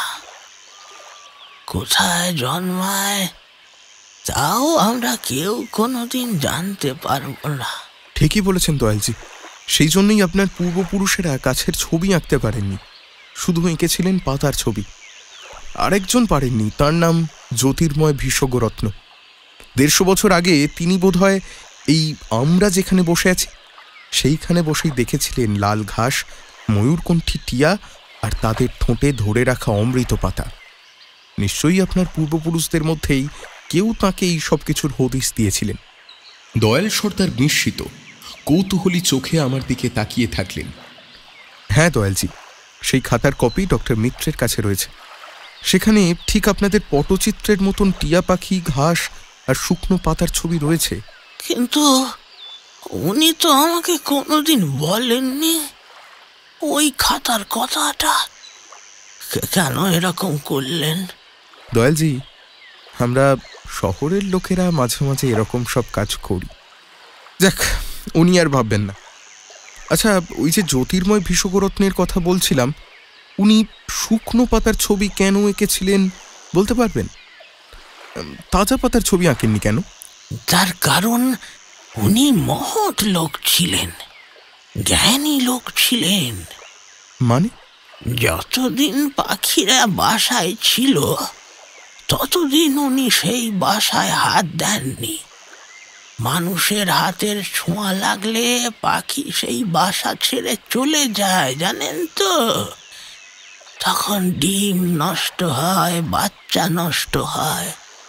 তাই উনি পাখিরা বাসা ছেড়ে চলে যাবার পরে শুকনো পাতা সংগ্রহ করেছিলেন। ঠিক ঠিক, একদম ঠিক বলেছেন দয়ালজি। আমরাও কি তবে তাই করব? হ্যাঁ, আমরাও তাই করব বাবু। এত বছর যখন অপেক্ষা করলাম, তখন আর 2 মাস অপেক্ষা করতে পারবো না। ময়ূরকণ্ঠী টিয়ারা তাদের বাচ্চা নিয়ে নিজেদের দেশে ফিরে যাক, তারপর আমরা ওই ছেড়ে যাওয়া বাসা থেকে শুকনো অমৃত পাতা কুড়িয়ে নিয়ে আসবো। কিন্তু আমার হাতে তো অত সময় নেই দয়াল সর্দার, আমি তো এখনই পাতা তুলব। আমি, দয়াল সর্দার আর কাজল তিনজনেই চমকে পিছনে ফিরে তাকালাম। দেখি ডক্টর সব্যসাচী মিত্র দাঁড়িয়ে রয়েছেন। কথাটা তাঁরই। কখন যে উনি এত নিঃশব্দে আমাদের পেছনে এসে দাঁড়িয়েছেন বুঝতেই পারিনি। তার মানে আমাদের সমস্ত আলোচনা উনি শুনেছেন। রাকেশ, ব্রেজেশ, এ দাঁড়াও। উনি ঘাড় ফিরিয়ে কাদের যেন ডাকলেন। আমরা তিনজনেই উঠে দাঁড়িয়েছিলাম। দেখলাম ওনার ডাক শুনে জঙ্গলের মধ্যে থেকে 2 27-28 বছরের ছেলে বেরিয়ে এলো। সম্ভবত 2 ভাই হবে। চোখ মুখ দেখলেই বোঝা যায় 2টোই পাক্কা ক্রিমিনাল। এই, তোরা এই গাছে উঠতো, কোটরের মধ্যে যা পাবি বার করে নিচে ফেল। আমাদের তিনজনের চোখের সামনে রাকেশ আর ব্রিজেশ তরতর করে একটা গাছে উঠে পড়ল। সেই গাছটার কোটরে যে ময়ূরকণ্ঠী টিয়া 2টো বাসা বেঁধেছিল, তারা করুণ গলায় আর্তনাদ করতে করতে পাক খেতে শুরু করলো ওদের মাথার ওপরে। কিন্তু তাতে কি আর ওদের আটকানো যায়? গাছের ওপর থেকে ওরা প্রথমে 2টো ছোট সাদা ডিম নিচে ছুঁড়ে ফেলল। তারপর ছুঁড়ে ফেলল ঘাস পাতা দিয়ে বোনা ছোট বাটির মতো সুন্দর একটা বাসা। ডক্টর মিত্র দৌড়ে গেলেন মাটিতে পড়ে থাকা বাসাটার দিকে। ঝুঁকে পড়ে ওটার ভেতর থেকে তুলে নিলেন এক মুঠো সবুজ পাতা, অমৃত পাতা। রাকেশ আর ব্রিজেশ এগিয়ে গেল দ্বিতীয় গাছটার দিকে। এবার ওই গাছের পাখি 2টো আর্তনাদ করে উঠল। আমি আর দেখতে পাচ্ছিলাম না, চোখ ফিরিয়ে নিলাম। আর ঠিক তখনই একটা হঠাৎ চিৎকার ভেসে এলো। जान ले ली भैया, जान ले ली। अरे रुक रुक, जल्दी पकड़ो उस शैतान को। মুখ ফিরিয়ে দেখি রাকেশ বলে ছেলেটা কপাল চেপে ধরে দাঁড়িয়ে আছে। ওর হাতের ফাঁক দিয়ে রক্ত ঝরে পড়ছে। আর কাজলকে জাপটে ধরে রয়েছে ব্রিজেশ নামে অন্য ছেলেটা। কাজলের হাতে তখনও শক্ত করে ধরা রয়েছে একটা বড় পাথরের টুকরো। এইটা ছোঁড়বার সময় পেলে ব্রিজেশের মাথাটাও বোধহয় ফাটিয়ে দিতে পারত, কিন্তু সেটা কি আর আদৌ সম্ভব হবে? পরিষ্কার দেখতে পাচ্ছি এক হাতে কাজলকে জাপটে ধরে অন্য হাতে একটা বড় ছোরা উঁচু করে মাথার উপর তুলে ধরেছে ব্রিজেশ। রাকেশও টলতে টলতে এগিয়ে আসছে ওদের দিকে। 2 ভাইয়ের চোখে এই খুনির দৃষ্টি। এই দৃশ্য দেখে 90 বছরের শরীর নিয়ে যতটা জোরে দৌড়ানো যায় ততটাই জোরে দৌড়তে শুরু করলেন দয়াল সর্দার। তার পেছন পেছন আমি। কাজলকে বাঁচাতেই হবে। ডক্টর মিত্রের বাঁ হাতে তখনও প্যানাসিয়ার পাতাগুলো মুঠো করে ধরা। সেই অবস্থাতেই উনি ডান হাতটা ব্লেজারের বুকের কাছে ঢুকিয়ে একটা রিভলভার বার করে আনলেন। তারপর হাতটা সামনে বাড়িয়ে খুব ভালো করে টিপ করলেন দয়াল সর্দারের বুকের দিকে।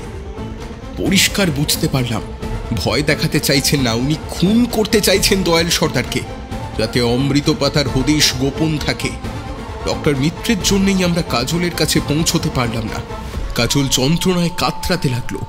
দেখলাম ওর বাঁ হাতের ওপর দিকটায় ব্রিজেশের ছুরি বসে গিয়েছে, রক্তে ভেসে যাচ্ছে ওর পুরো শরীর। কিন্তু ওরা তাতেও সন্তুষ্ট নয়। রাকেশ এবার ছুরি তুলেছে। কাজলকে ওরা খুন করতে চায়। ঠিক তখনই পেছনের জঙ্গল থেকে একটা অন্ধকারের স্তূপ যেন আলগা হয়ে বেরিয়ে এলো। শাঁখের আওয়াজের মতন আওয়াজে থরথর করে কেঁপে উঠল দিঘল বাড়ির নদী, জঙ্গল আর পাহাড়। শিবা, সেই খ্যাপা হাতি, কেমন করেছে ও দয়াল সর্দারের শত্রুদের চিনে নিল জানি না, কিন্তু সেই চিনে নেওয়ার মধ্যে কোনো ভুল ছিল না। প্রথমে ও রাকেশকে শুঁড়ে জড়িয়ে ছুঁড়ে দিল একটা পাথরের ওপর। যেভাবে রাকেশের ঘাড়টা একদিকে কাত হয়ে গেল, তাতে বুঝলাম ঘাড়টা ভেঙে গেছে। তারপর ব্রিজেশকে পায়ের নিচে ফেলে পিষে দিল। ডক্টর মিত্র হাতিটাকে লক্ষ্য করে একটা গুলি চালালেন। খুব ভুল করলেন তা বলাই বাহুল্য, না চালালেই বোধহয় ভালো করতেন। গুলির আওয়াজ কানে যেতেই একটা কালো ঘূর্ণির মতো শিবা দৌড়ে গেল ডক্টর মিত্রের দিকে। তারপর একটা গা হিম করে দেওয়া মরণ আর্তনাদ।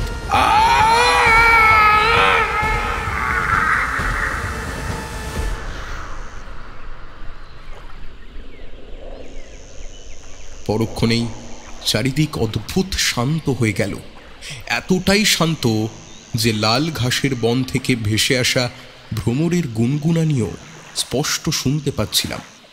এরপর শিবা যেমন হঠাৎ এসেছিল, সেরকম হঠাৎই আবার জঙ্গলের মধ্যে ফিরে গেল। লেকের ধারে তখন দাঁড়িয়েছিলাম শুধু আমি আর দয়াল সর্দার। বাকি চারটে দেহ এখানে ওখানে মাটির উপর ছড়িয়ে ছিটিয়ে পড়েছিল। আমরা দুজনে পায়ে পায়ে এগিয়ে গেলাম কাজল যেখানে মাটির ওপর মুখ গুজে পড়েছিল সেখানে। কাজল বেঁচে ছিল, কিন্তু যেভাবে ওর শরীর থেকে রক্ত ঝরে পড়ছিল তাতে খুব বেশিক্ষণ যে বাঁচবে না সেটাও বুঝতে পারছিলাম। আমি গায়ের শার্ট ছিঁড়ে ওর কাঁধের ক্ষতটা চেপে বেঁধে দিলাম। তারপর ওকে কাঁধের ওপর তুলে নিয়ে এক পা করে ফিরে এলাম মালগাড়ির কামরার ওপর দয়াল সর্দারের কুঁড়ে ঘরে। কি করব বুঝতে পারছিলাম না। কাজলকে এখনই যে কোনো হাসপাতালে ভর্তি করতে হবে তাতে সন্দেহ নেই, কিন্তু এই 16 কিলোমিটার পথ ওকে আমি একা নিয়ে যাব কেমন করে? দয়াল সর্দার কাজলের মাথাটাকে কোলে নিয়ে বসেছিলেন। মাঝে মাঝেই কান্না ভেজা গলায় ডেকে উঠছিলেন কাজলকে, কিন্তু কাজল সাড়া দেওয়ার মতন অবস্থায় ছিল না। হঠাৎ দয়াল সর্দারের কুঁড়ে ঘরের ঠিক বাইরে আবার সেই শাঁখের আওয়াজ। শিবা ফিরে এসেছে। কি চায় শিবা? ওকে কাজলকে ছেড়ে যেতে পারছে না। পিছন দিক থেকে একটা প্রবল ধাক্কায় পুরো কামরাটা থরথর করে কেঁপে উঠল, আর মরচে ধরা চাকাগুলো ক্যাঁচ ক্যাঁচ শব্দ করে উঠল। দয়াল সর্দারের মুখের দিকে তাকিয়ে দেখি তিনি বিস্ফারিত চোখে কামরার পেছনের দিকে তাকিয়ে আছেন। আবার একটা ধাক্কা, কামরাটা সামনের দিকে অল্প গড়িয়ে গেল। দয়াল সর্দার আমাকে বললেন, কি হচ্ছে বুঝতে পারছেন বাবু? আমি ঘাড় নাড়লাম। সত্যি আমি কিছু বুঝতে পারছিলাম না। বুঝছেন না? শিবা কাজলকে শহরের হাসপাতাল পৌঁছবার ব্যবস্থা করে দিচ্ছে। তার মানে? পুরো লাইনটাই তো ঢালু জমির ওপর দিয়ে চলে গেছে সেই হাতি বাড়ি অব্দি।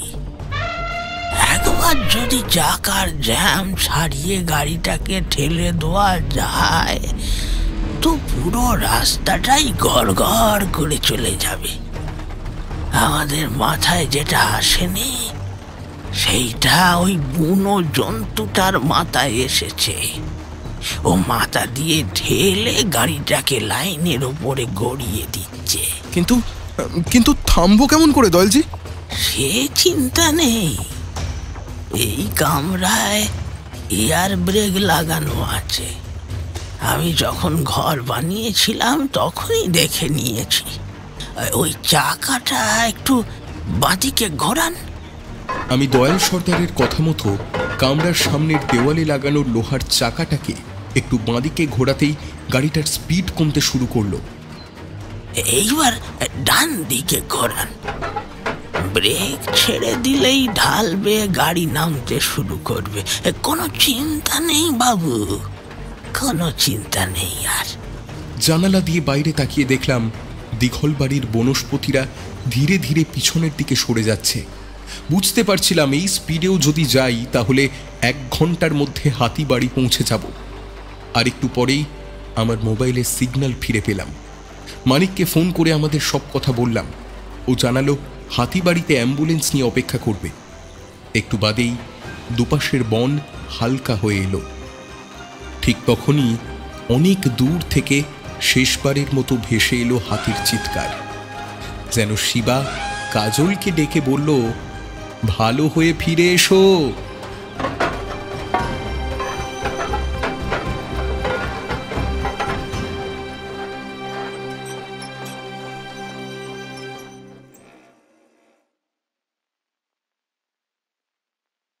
সেবার আর দিঘলবাড়ির হর্নবিলের উপর ডকুমেন্টারিটা শেষ করতে পারিনি। পরের বছর আবার ফিরে গিয়েছিলাম। দয়াল সর্দারকে জানিয়ে রেখেছিলাম কখন যাব। উনি আর কাজল শুধু আমার সঙ্গে দেখা করার জন্যেই ভুটান থেকে দিঘলবাড়ি এসেছিলেন। কাজলকে সম্পূর্ণ সুস্থ দেখে মনটা আনন্দে ভরে উঠল। ওকে বুকে জড়িয়ে ধরে ইশারায় জিজ্ঞাসা করলাম, কিরে, ভালো আছিস তো কাজল? ভালো আছি। আপনি ভালো আছেন কাকু? কাজল নিজের মুখে উত্তর দিল, ইশারায় নয়, কথা বলে উত্তর দিল। এই প্রথমবার শুনলাম ওর গলার আওয়াজ। আমি অবাক হয়ে ওর মুখের দিকে তাকিয়ে রইলাম। তারপর তাকালাম দয়াল সর্দারের মুখের দিকে। দয়াল সর্দার হাতের পাতায় চোখ মুছে বললেন, হ্যাঁ বাবুজি, মিত্রবাবুর হাতের মুঠো থেকে সেই অমৃত পাতার গোছা বার করে নিয়েছিলাম। যখন দেখলাম কাজল ক্রমশ নেতিয়ে পড়ছে, তখন ওই পাতার রস একটু একটু করে ওর ঠোঁটে দিয়েছিলাম। সেই জন্যেই অত রক্তপাতের পরেও ছেলেটা বেঁচে গেল। তাছাড়া আর যা হয়েছে সে তো দেখতেই পাচ্ছেন। ও যে কানে শোনার ক্ষমতা ফিরে পেয়েছে সেটা শিলিগুড়ির হাসপাতালেই বুঝতে পেরেছিলাম।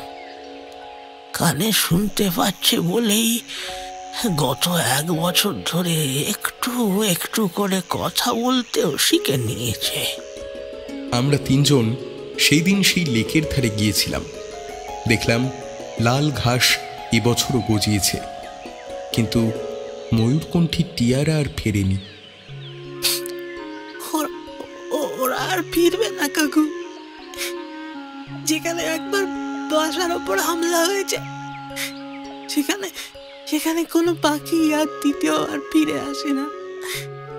আমি একটা পাথরের উপর বসে আমার ক্যামেরা থেকে এক এক করে গত বছরে তোলা ময়ূরকণ্ঠী টিয়াদের সবকটা ছবি ডিলিট করে দিলাম।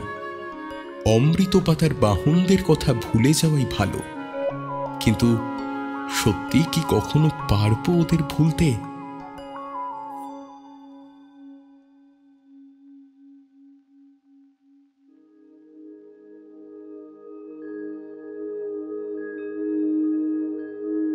শুনছিলেন সৈকত মুখোপাধ্যায়ের রহস্যভেদী নীল সিরিজের কাহিনী দিঘলবাড়ির দুরন্ত দিনগুলো। গল্পের সূত্রধার, গল্প পাঠ তথা নীলের চরিত্রে আমি আকাশ, মানিকের চরিত্রে শুভ্রদীপ, ডক্টর সব্যসাচী মিত্রের চরিত্রে জ্যোতির্ময়, দয়াল ও কাজলের চরিত্রে কৌশিক, রাকেশের চরিত্রে দীপঙ্কর এবং শুভঙ্করের চরিত্রে সমীরণ। আজকের গল্পে শ্রুতিনাট্য রূপদানে নার্গিস, শব্দগ্রহণে শ্যামলোক স্টুডিও থেকে মৈনাক, শব্দ সংযোজন, মিক্স এবং মাস্টার দুরিন স্টুডিও, আবহ নির্মাণে আকাশ এবং প্রচ্ছদ অঙ্কনে রৌমজিৎ। কেমন লাগছে শারদীয়া সাহিত্য সমাহার? অবশ্যই কমেন্ট সেকশনে লিখে জানাতে ভুলবেন না।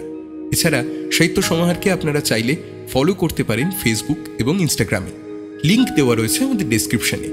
এছাড়া সাহিত্য সমাহারকে আর্থিকভাবে সাহায্য করতে হলে গল্পের শুরুতে দেখানো কিউআর কোডটি স্ক্যান করে অথবা গল্পের ডেসক্রিপশনে দেওয়া ইউপিআই আইডির মাধ্যমে আপনারা সাহায্য করতে পারেন। আজ তাহলে এই পর্যন্তই। আগামী সপ্তাহে ফিরছি শারদীয়া সাহিত্য সমাহার 3য় গল্প নিয়ে। সকলে ভালো থাকুন, সুস্থ থাকুন আর শুনতে থাকুন সাহিত্য সমাহার।